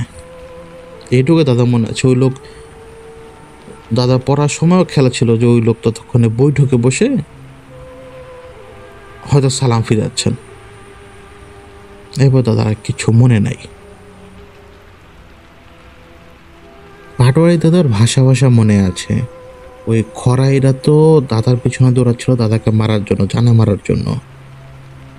তো দাদা যখন পড়ে গিয়েছিলেন, ওই ব্যক্তি নামাজের সালাম ফিরিয়ে সাথে সাথে গর্জে উঠে ওই খরাইদের দিকে তেড়ে যায়, এবং ওই খরাইরা ওই জঙ্গল থেকে বেশ কয়েকবার বের হয়ে দাদাকে মানে ঝোপ করে ধরে টেনে নিয়ে যাওয়ার চেষ্টা করেছিল। কিন্তু ওই খরাইদের ওই ব্যক্তি যিনি নামাজ পড়ছিলেন, তিনি কীভাবে যেন অদ্ভুতভাবে, অদৃশ্যভাবে হোক বা যেভাবে হোক, ভয় দেখিয়ে সেখান থেকে তাড়িয়ে দেন। এবং যখন ওই খরাইরা জঙ্গলের মধ্যে এই লোকের দিকে তাকিয়ে তাকিয়ে পেছনে পেছনে দুই এক পা হাঁটতে হাঁটতে যখন গায়েব হয়ে গেল, এই ভদ্রলোক দাদার দিকে তাকালেন। এরপর দাদার কিন্তু অ্যাকচুয়ালি আর কোনো কিছু মনে নেই। এবার যখন পূর্ণাঙ্গভাবে দাদার হুঁশ ফেরে, দাদা সেই জায়গাতে নিজেকে আবিষ্কার করেন, এবং তার মাথার নিচে ছিল জায়নামাজ, এবং তার সামনে বসে সুন্দরভাবে জিকির করছেন সেই ভদ্রলোক। এই ভদ্রলোক ছিলেন একজন পাঠানি আফগান, মানে সে পাঠান কিন্তু সে আফগানের বাসিন্দা, এটা তার বেশভূষা এবং কথাবার্তায় বোঝা যাচ্ছে। তো সে পাঠান জিজ্ঞেস করলো দাদাকে যে তুমি বাঙালি এইখানে কেন, তোমার তো এই পথে আসার কথা ছিলই না, তুমি এই এলাকায় কেন? তখন দাদা তাকে খুলে বলে যে তাদের সামনে রাস্তা ছিল না, তারা একটা শর্টকাট রাস্তা নেয়, বৃষ্টির কারণে তারা এই শর্টকাট রাস্তাটা নেয়। এখানে রাস্তা দেখে তারা জঙ্গলের মধ্যে, এবং সওদাগরের সাথে চিন্তা ভাবনা করে তারা এই পথে ঢুকে এবং সরাইখানে আসে, এবং এরপরে সব কিছু। তো এই পাঠান খুব ধীরে ধীরে শুনছিল, কোনো কথা উত্তর দিচ্ছিল না, সে শুনছিল দাদার কথা। এবং দাদা তাকে খুলে বলে সব কিছুই, যে ওই এলাকায় কি হয়েছে। কিন্তু দাদা হয়তো বুড়ির কথা বলেননি, এত কিছুর মধ্যে তিনি বুড়ির কথা বলেননি। তিনি শুধু এটুকু বলেছেন যে বুড়ি আছে ওইখানে, কিন্তু বুড়ি যে টেলিপ্যাথিকভাবে ওনার সাথে কথা বলে, এইটা কিন্তু বুড়ি বলে, মানে দাদা বলেননি। তো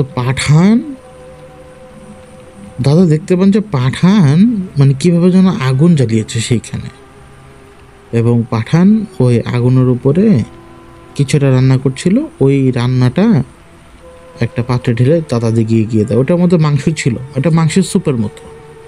তো পাঠানে দেওয়া খাবারটা দাদা খান, এবং দাদা এই খাবারটা খাবার সাথে সাথেই, পেটে তো ক্ষুধা ছিল কিন্তু খাবারটা খাবার পর মানে এত শক্তি অনুভব করলেন যে এটা দাদা তখন বুঝতেই পারেননি যে খাবারটা কী ছিল।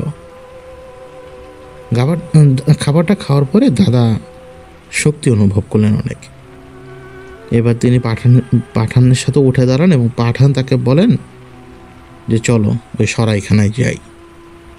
তো দাদা বললেন যে কিভাবে, আমাদের তো ওই পেছনে যাওয়া যাবে না, আমাদের ক্ষতি হয়ে যাবে, আমাদের জানের ক্ষতি হয়ে যাবে। কিন্তু পাঠান বলল, দেখো বাঙালি, তুমি জবান দিয়েছ, তুমি এক লোকের আমানত রক্ষা করবে এবং সে আমানতের হকদার তো তার পরিবার, তো সে ব্যক্তি তো মারা গেছেন, তাই না?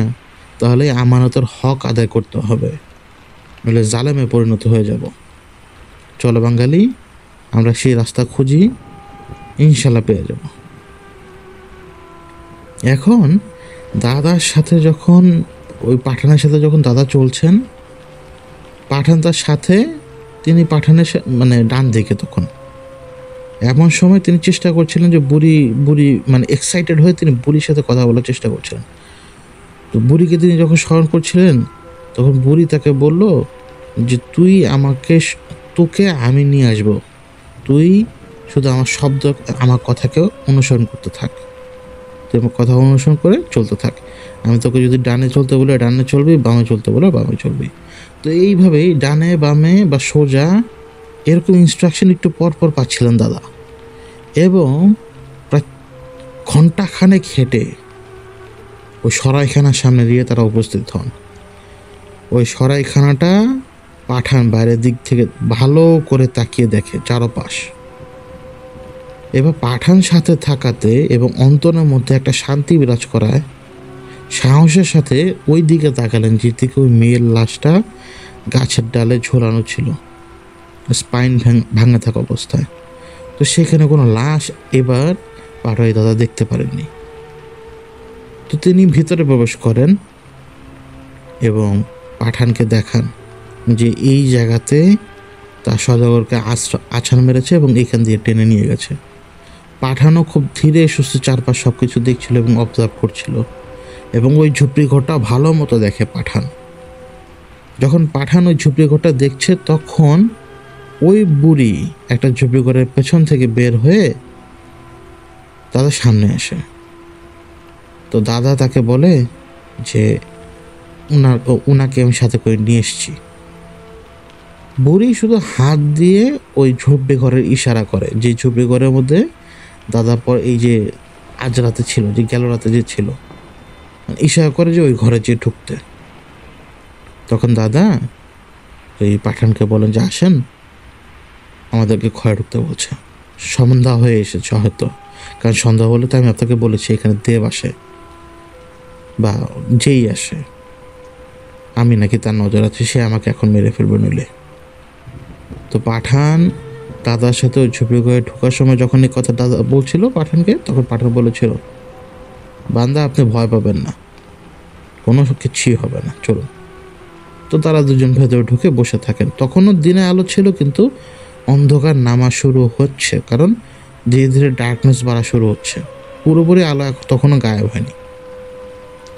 পাঠান এবং দাদা ওই ঝুপড়ি ঘরের মধ্যে তখন বসে আছেন। তো পাঠান দাদাকে বললেন যে নামাজ পড়েছিলেন কবে শেষবার? তো দাদা বলল যে এই সরাইখানে আসার পর থেকে নামাজ পড়ার কোনো সময় পাননি, সারাদিন শুধু বৃষ্টি আর বৃষ্টি।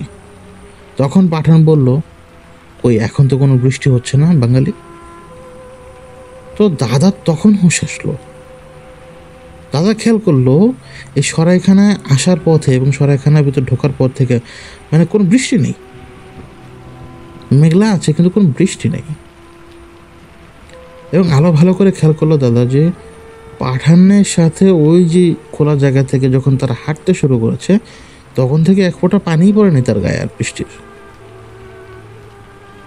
তো এখন পাঠান তখন দাদাকে বলল, থাক এইসব ভেবে লাভ নেই বাঙালি, চলুন অজু করে আসুন।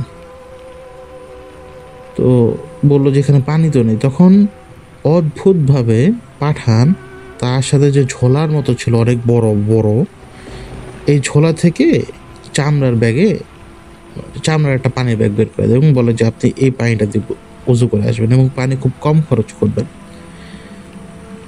দাদা উজু করে আসেন এবং পাঠানের সাথে তিনি নামাজ আদায় করেন, মাগরিবের নামাজ। তখন আসলে অন্ধকার হয়ে আসছে, মাগরিবের নামাজ আদায় করার সময় পাটোয়ারি দাদার পুরো অন্তর থেকে পুরো শরীর মানে বিন্দু বিন্দু লোম কণা পর্যন্ত একদম যেন পরিষ্কার হয়ে গেল, এমন একদম তিনি হালকা অনুভব করছিলেন নামাজ পড়ার সময়। নামাজ শেষ করার পরে এই অন্ধকারের মধ্যেই একটু পাশে সরে বসেন পাটোয়ারি দাদা, যাতে পাঠানোর একটু যেতে সুবিধা হয়। কিন্তু পাটোয়ারি দাদা দেখলেন যে পাথর দিয়ে পাথরের ঠুকঠুকানোর শব্দ শোনা যাচ্ছে হুট করে, মানে পাঠান দুটো পাথর দিয়ে বাড়ি মেরে আগুনের স্ফুলিঙ্গ তৈরি করছে আগুন ধরানোর জন্য। পাটোয়ারি দাদা দেখলো যে 3-4 বার এটা করার পরে একটা সুতা বা দড়ির মধ্যে, যে কোনো জিনিস দিয়ে তৈরি করা দড়ির মধ্যে আগুন ধরে যায় এবং ওই আগুন ধরা দড়িটা পাঠান একটা ফলের মালসা জাতীয় কোনো কিছুর মধ্যে, মানে খোলের মধ্যে রাখা প্রাণী দেহের যে চর্বি থাকে, গলানো চর্বি, ওই চর্বির মধ্যে সেই সলতাটা পুড়ে দেয়। পাটোয়ারি দাদার চোখে প্রথমবার রাতের বেলা আলো নজরে আসলো, কারণ উনি এই যে কদিন ধরে এখানে যে উনি অবস্থান করছেন, উনি শুধুমাত্র অন্ধকার দেখেছেন, উনি আলো দেখেননি। এই আলোর মধ্যে পাটোয়ারি দাদার আরও ভালো লাগছিল আলো দেখে। ওই সময়ে পাটোয়ারি দাদা অনুভব করলেন বুড়ি যেন তাকে বলছে যে খানা রেখে গেলাম, আস্তে করে খানাটা ভেতরে ঢুকিয়ে নে তাড়াতাড়ি। তো পাটোয়ারি দাদাও কি মনে করে ওই ঝুপড়ির দরজাটা হালকা খুলে খাবার টেনে ঢোকানোর চেষ্টা করছিলেন। যখন তিনি খাবার টেনে ঢোকানোর চেষ্টা করতে গেলেন, ওই সময় হলো কি পাঠান তাকে বাধা দিল। বাধা দিয়ে পাঠান তাকে বলল, বাঙালি ও কাজ করিস না, ওই খানা তোর জন্য হারাম, ওই খানা ওইখানে থাকুক, তুই দরজা লাগিয়ে দে। তো পাঠানের কথার মধ্যে রাশ ছিল, ভারী একটা রাশ ছিল, এবং পাঠান তো তার জান বাঁচিয়েছিল। তো পাটোয়ারি দাদা করলেন কি, পাঠানের কথা শুনলেন। পাঠান তখন তার ঝোলার ভেতর থেকে একটা আপেল দিলেন। ওই আপেলটা দাদা তখন খাচ্ছেন। দাদা হাতে দেওয়ার সাথে সাথে দাদা এই আপেলটা খেতে শুরু করে দিলেন, কারণ ওনার পেটের মধ্যে প্রচণ্ড ক্ষুধা। ওই আপেল খাবার পরে পাঠান তাকে বললো, বাঙালি তুমি এশার নামাজ আদায় করে শুয়ে পড়ো।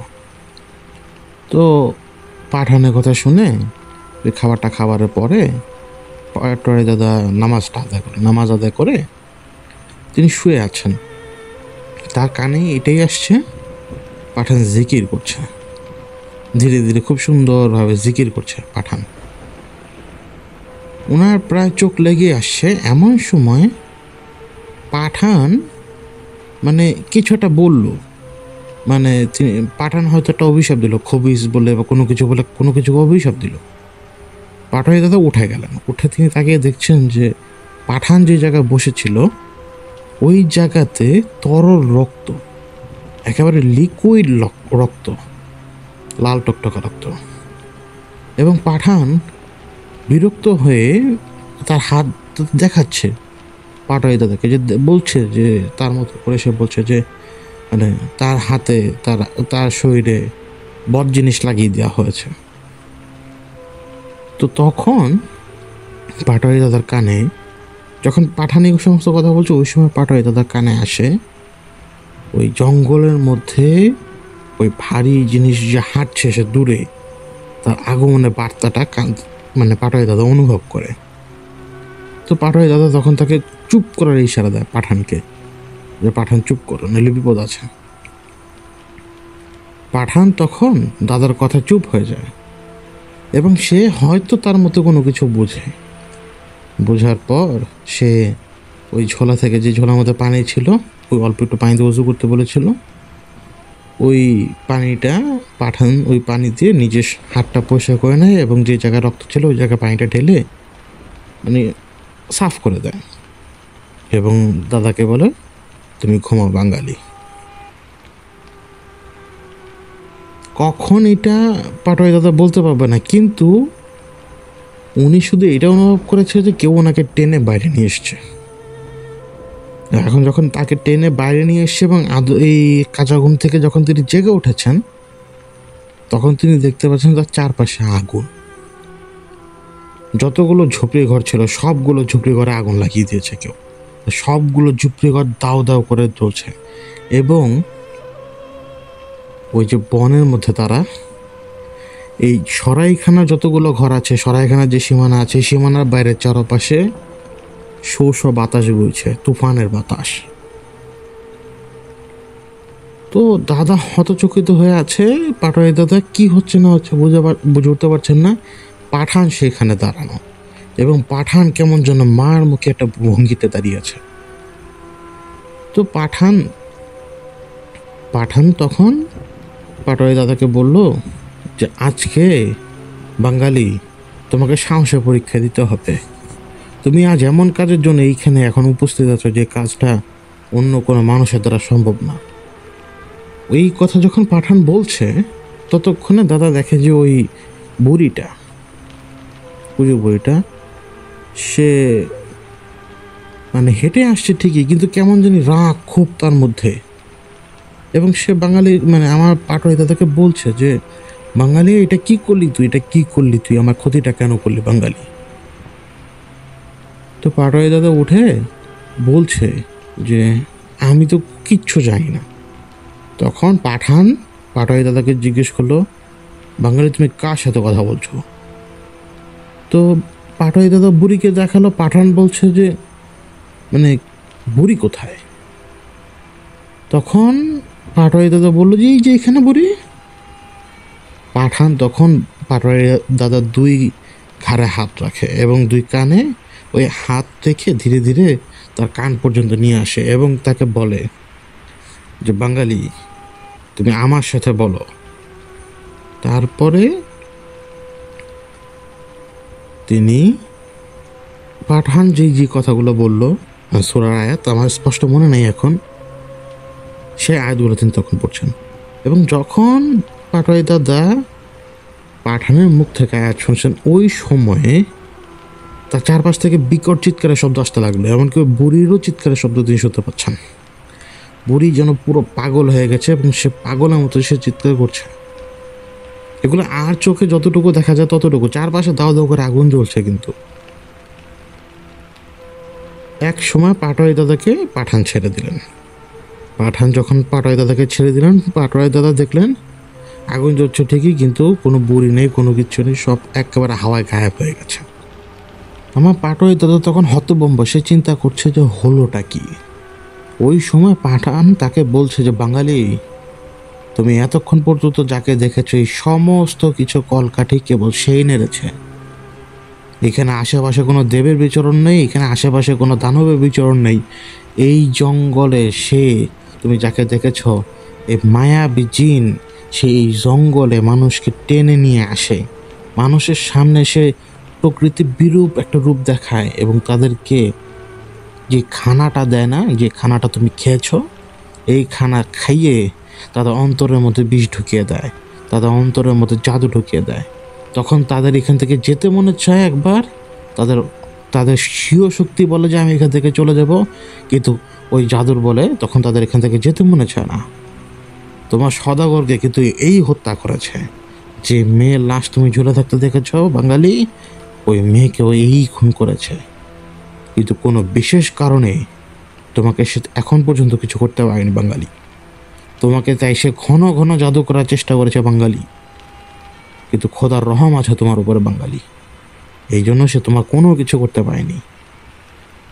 যখন আমি নামাজ আদায় করছিলাম তখন যখন তুমি দৌড়ে এসেছিলে, আমি এই খরাইনদের দেখেছিলাম, ওরা খুবই জঘন্য, কিন্তু আমি সেই সাথে তোমার পেছনে এই কাল নয়নীর নজর দেখেছিলাম, তার ছায়া দেখেছি আমি, সেই জন্য আমি এসেছি তোমার সাথে এই শয়তানি ধ্বংস করার জন্য।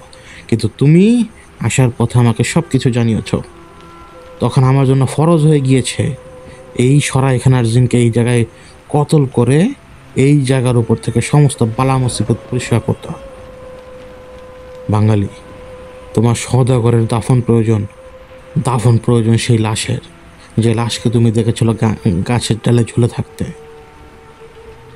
এই শয়তানে এখানে ধ্বংস করতে হবে এবং তোমাকে এখান থেকে বেরিয়ে যেতে হবে। যখন পাঠান এই কথাটা বলল দাদাকে, তখন আশপাশ থেকে মানে উপরে মানে আকাশের দিক থেকে চিৎকারের শব্দ ভেসে আসছিল। তো ওইখান থেকে আকাশের দিক থেকে যখন চিৎকার শব্দ ভেসে আসছিল, আমি বলেছিলাম না যে দুপাশেই ঝুপড়ি ঘর আছে, কিন্তু মাঝখানে যে জায়গাটা ওঠানোর মতো, সেখানে যদি আমি দাঁড়াই তাহলে আমার নাক বরাবর আরও একটা ঝুপড়ি ঘর থাকবে সামনের দিকে। তো ওই ঝুপড়ি ঘরের পেছনে কিছু এসে পড়লো। যখন আকাশ থেকে কোনো জায়গায় লাফিয়ে পড়ে, তার অনুভূতি টের পাওয়া যায়। ওই ঝুপড়ি ঘরের ভেতর থেকে তখন বেরিয়ে এলো ওই মেয়েটা, যে মেয়েটার লাশ ঝুলেছিল ডালে। তার স্পাইন ভাঙা ছিল, তার নাড়ি বুড়ি থেকে এক অংশ পুরো পেট থেকে বিচ্ছিন্ন ছিল, শুধুমাত্র তার স্পাইন এই গাছে ঝুলেছিল। ওই মেয়েটা বিভৎসভাবে সে হেঁটে আসছে ওই ঝুপড়ি ঘরের ভেতর থেকে, জ্বলন্ত ঝুপড়ি ঘরের ভেতর থেকে। সে এমনভাবে বেরিয়ে আসছে যে ঠিক মাথা একদিকে পুরো কাত হয়ে ঝুলে আছে, কোমরের নিচ পর্যন্ত চলে গেছে। কোমরের মধ্যে কোনো পেটের কোনো অংশ নেই, কোনো কিছু নেই।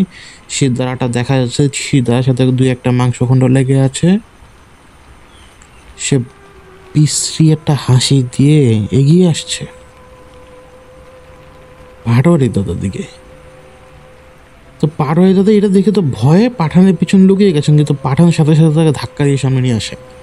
আর পাঠান তাকে বলে, বাঙালি, এই লাশটাকে আমাদেরকে ধরতে হবে। এই লাশের উপর ভর করে এখন তোমার সামনে এসেছে। এই লাশ এখন যদি আমরা না আটকাতে পারি, তাহলে এই লাশ নিয়ে ওরা পালিয়ে যাবে। আমাদের উচিত এই লাশের ঠিকানা পর্যন্ত পৌঁছে দেওয়া। সাথে সাথে পাঠান যেয়ে ওই লাশের উপর লাফিয়ে পড়ে। লাফিয়ে পড়ার পরপরই পাঠান ওই দাদা শুধু এটুকু দেখেছেন যে মানে গলার পাশে দুই পাশে যে আমাদের কাঁধ থাকে, দুই কাঁধের উপরে ওই ডেড বডির ওই দুই কাঁধের উপরে পাঠান চিৎকার করে কোরআনের আয়াত বলছে এবং এক একটা শব্দ পরে প্রচণ্ড জোরে সে ফু মারছে লাশের উপরে। এবং লাশের যে বাকি অংশটুকু, নিচের অংশটুকু মানে এমনভাবে দোলাচ্ছে যে টিকটিকির লেজের মতো। তার তো স্পাইনটাই দেখা যাচ্ছে, পেটের মাঝখানে স্পাইন, দুই পায়ের সাথে যতটুকু লেগে আছে। পাঠান চিৎকার করে বলল, বাঙালি সাহায্য করো। তুমি মানে ওনাকে বললো যে পাটা ধরো লাশে তাড়াতাড়ি, কারণ ওই সময় লাশ ধীরে ধীরে ভেসে উঠছিল। লাশ নড়াচড়া বন্ধ করে দিয়ে লাশ ধীরে ধীরে দুই পা উঠে ফেলেছে, কারণ যতটুকু পাঠান চেপে ধরেছে অতটুকু উঠাতে পারছে না। লাশ ছিঁড়ে ফেলার মতো অবস্থা ছিল। তখন দাদা হিম্মত করে ওই লাশের দিকে না তাকিয়ে শুধু পায়ের তালুর দিকে তাকিয়ে দুইটা পায়ের গোড়ালি ধরে নিচের সাথে সাথে নামিয়ে ফেলে এবং সামনের দিকে তাকান নাই। ওনার মনে যা আসছে উনি তাই বলছেন শুধুমাত্র। তখন আল্লাহ ছাড়া অন্য কারো সাহায্যে কোনো কাজ আসবে না। চারদিক থেকে বিভৎস শব্দ আসছে, মানে কেমন যেন লাশ, হয়তো মরা লাশই হয়তো গোঙানোর চেষ্টা করছে, মানে কেমন একটা শব্দ, চারপাশে তুফান। তারপরে একটা সময় এটা থেমে গেল। থেমে যাবার পরে পাঠান উঠে দাঁড়ায় এবং সে বলে যে, বাঙালি উঠে দাঁড়াও। তারপরে দ্রুত কোনো কাপড় খুঁজে নিয়ে আসো, তার আব্রু ঢাকো। পাঠানি কথা বললো যে লাশের আব্রু ঢাকো তাড়াতাড়ি। তো পাঠান এই লাশ ঢাকার পরে লাশের চারপাশে গন্ডি এঁকে দেয় এবং এঁকে দিয়ে বলে যে, বাঙালি এইখানে এই লাশ আর ওরা স্পর্শ করতে পারবে না, নিতে পারবে না। তখন পাঠাই দাদা বললো, তাহলে এখন কি করব? পাঠান বলল, তোমার সওদাগর, তুমি ভুলে গেছো, তোমার সওদাগরের লাশ ওদের কাছে, সওদাগরের লাশ উদ্ধার করতে হবে। এখন পাঠানকে পাঠাই দাদা জিজ্ঞেস করলে, এটা কীভাবে সম্ভব, কোথা থেকে আপনি বের করবেন? আর ওনার এই সমস্ত জিনিস দেখে হাত পা কাঁপছে। ওনার হাত পা কাঁপা লক্ষ্য করে পাঠান সাথে সাথে আশেপাশে যে জায়গায় ছিল তার ঝুড়িটা মানে ছোলাটা, সেখান থেকে সেই পানিটা বের করে দাদাকে খাইতে বলে। এবং দাদা যখন পানিটা খান, ওই সময় পাঠান বলছিলেন যে, হে আল্লাহর বান্দা, আপনি আল্লাহর পবিত্র পানি পান করছেন, জমজম কূপের পানি। তো এই কথাটা যখন বলল, হয়তো এই কথা হোক বা যে কোনো কারণে হোক, পাটওয়ারি দাদার যে ভয়টা ছিল, ভয়টার সাথে সাথে কেটে যায় এবং আরও কয়েক ঢোক পানি তিনি খান ইচ্ছা করে, এবং উনি একটা তেজ অনুভব করতে শুরু করলেন। তো ওনার কথা হচ্ছে, উনি শুধু পাঠান যা বলবে তাই করবে। উনি এটা ঠিক করে ফেলেছে, পাঠান যা বলবে তাই করবে, আশেপাশে কোনো কিছু তিনি কেয়ার করবেন না। তো পাঠান সাথে সাথে দুটো মশলা বানানো, এগুলো কিন্তু কয়েক সেকেন্ডের মধ্যে সে তৈরি করে ফেলেছে। এবং সে দুটো মশাল বানালো। একটা মশাল সে নিজের হাতে নিয়েছে এবং আরেকটা মশাল হচ্ছে তার মানে পাটওয়ারি দাদার হাতে দিয়েছে। এই মশাল নিয়ে এবার পাঠান ওই ঝোলা কাঁধে নিয়ে রওনা হলো। পাঠান বলল যে, বাঙালি তুমি আমার পিছু পিছু আসো। তারা যে রাস্তা দিয়ে, মানে এই জঙ্গলের রাস্তার মধ্যে দিয়ে তারা যাচ্ছেন, চারপাশ থেকে কখনো ডাল, কখনো মাটি, এমনকি কখনো কখনো মানুষের হাড়গোড় ছুঁড়ে মারছিল তাদের দিকে। এখন হাড় কীভাবে?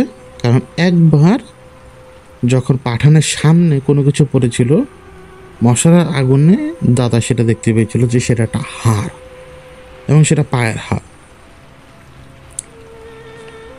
চারপাশে তুফান হচ্ছে, কোনো বাতাস নেই, কোনো কিছু নেই। পাঠান হঠাৎ করে বলল, বাঙালি ওই দেখো। তো পাঠানের কাছে এসে মশালার আলো একটু উঁচু করে তাকিয়ে দেখলো যে ওনাদের কাছ থেকে 5 হাত 6 হাত দূরেই সওদাগরের লাশটা, এবং সওদাগরের লাশের পেটের অংশটা নেই, ঠিক ওই মেয়েটার মতো পেটের অংশটা নেই। তো সওদাগরের লাশ দেখে আমার দাদাটা তখন ভেঙে পড়েছিল, এবং তিনি যখন আমাকে এই কথা বলছিলেন ওনার চোখ দিয়ে তখনও পানি আসতে আমি নিজে দেখেছিলাম। পাটওয়ারি দাদা তার সওদাগর মালিকের লাশ দেখার পরে তিনি ভেঙে পড়লেন, কিন্তু তার সাহস হচ্ছিল না যে কী করবো না করব। তখন অদ্ভুতভাবে কাপড় দিয়ে কিভাবে যেন সেই লাশটাকে ঢেকে ওই লাশটাকে আবার কাপড়ের সাথে পেঁচিয়ে ফেলে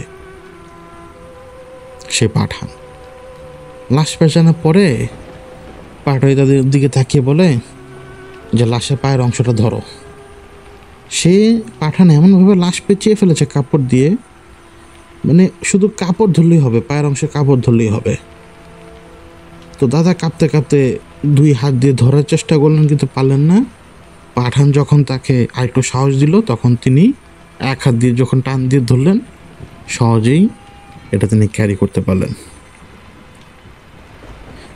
দাদা নিজে দেখতে পেয়েছেন যে ওনার চারপাশে মশালার আগুনের মধ্যে চারপাশে সে বুড়ি ওই অদ্ভুতভাবে যেই লাশগুলো যে অবস্থা ছিল, এই লাশগুলোর ওই অবস্থাতে ওই রূপেই স্পাইন দেখা যাচ্ছে, ভেতরে পেটের কোনো কিচ্ছু নেই, বুকের অংশটুকু আলাদা এবং নিম্ন অংশটুকু আলাদা, পুরুর উপরের অংশটুকু ধরে নিচের অংশটুকু আলাদা।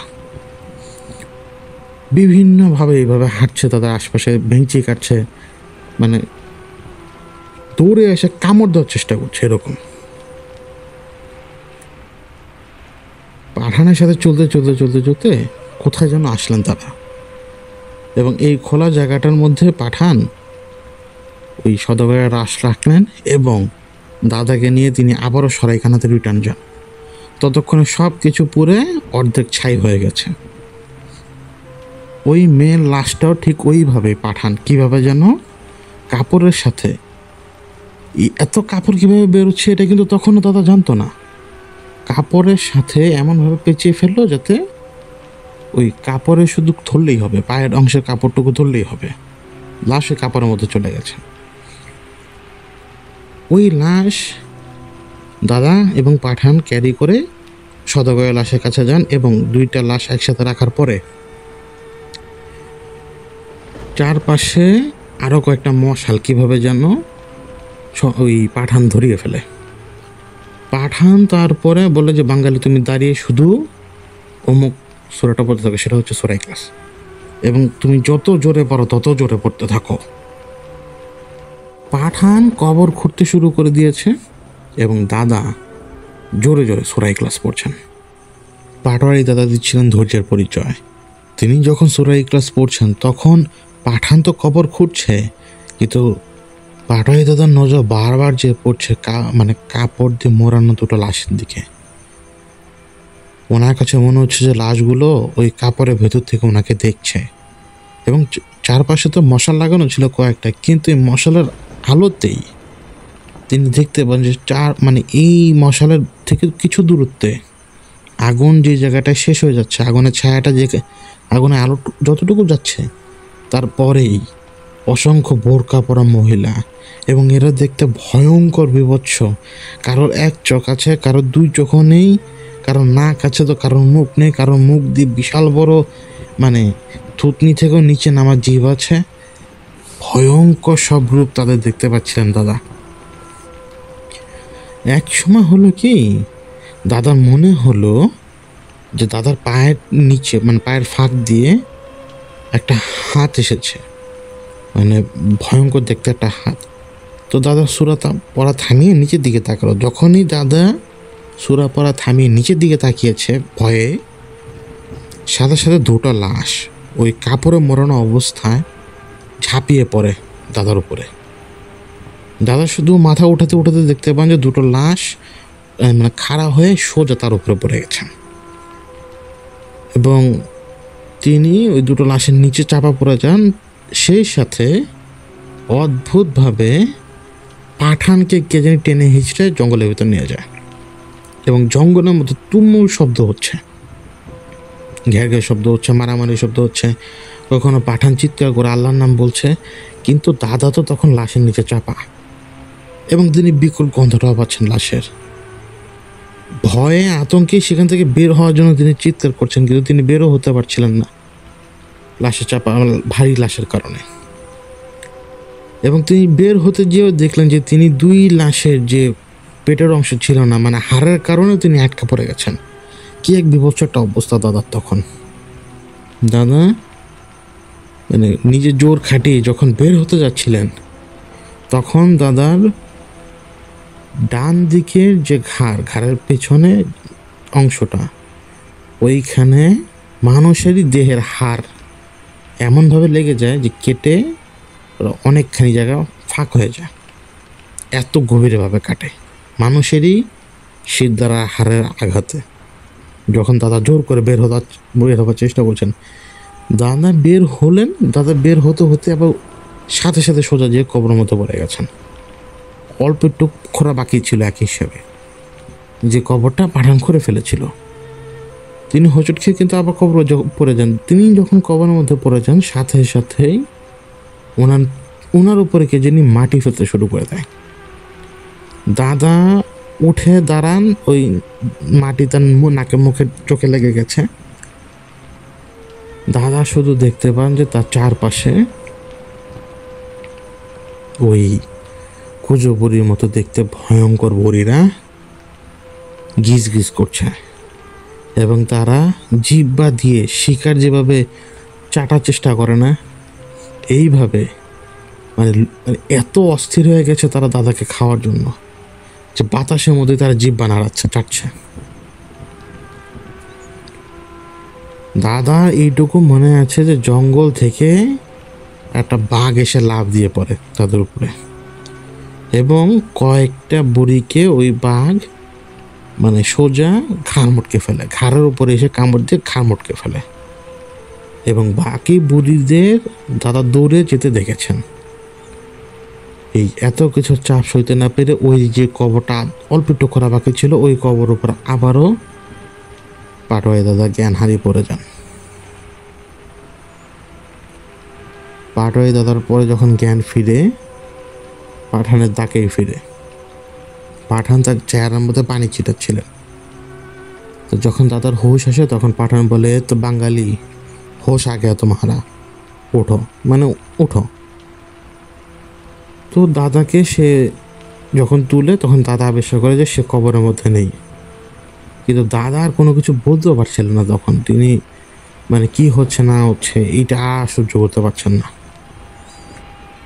তো দাদা দেখতে পেলেন যে কবরের মধ্যে লাশ দুটো নামানো, পাঠান লাশ দুটো নামিয়েছে। এখন পাঠান পাটোয়ারি দাদার কাঁধে হাত চাপড়ে বললো যে বাঙালি মাটি দিতে হবে, চলো মাটি দিয়ে তাদের জন্য দোয়া করতে হবে।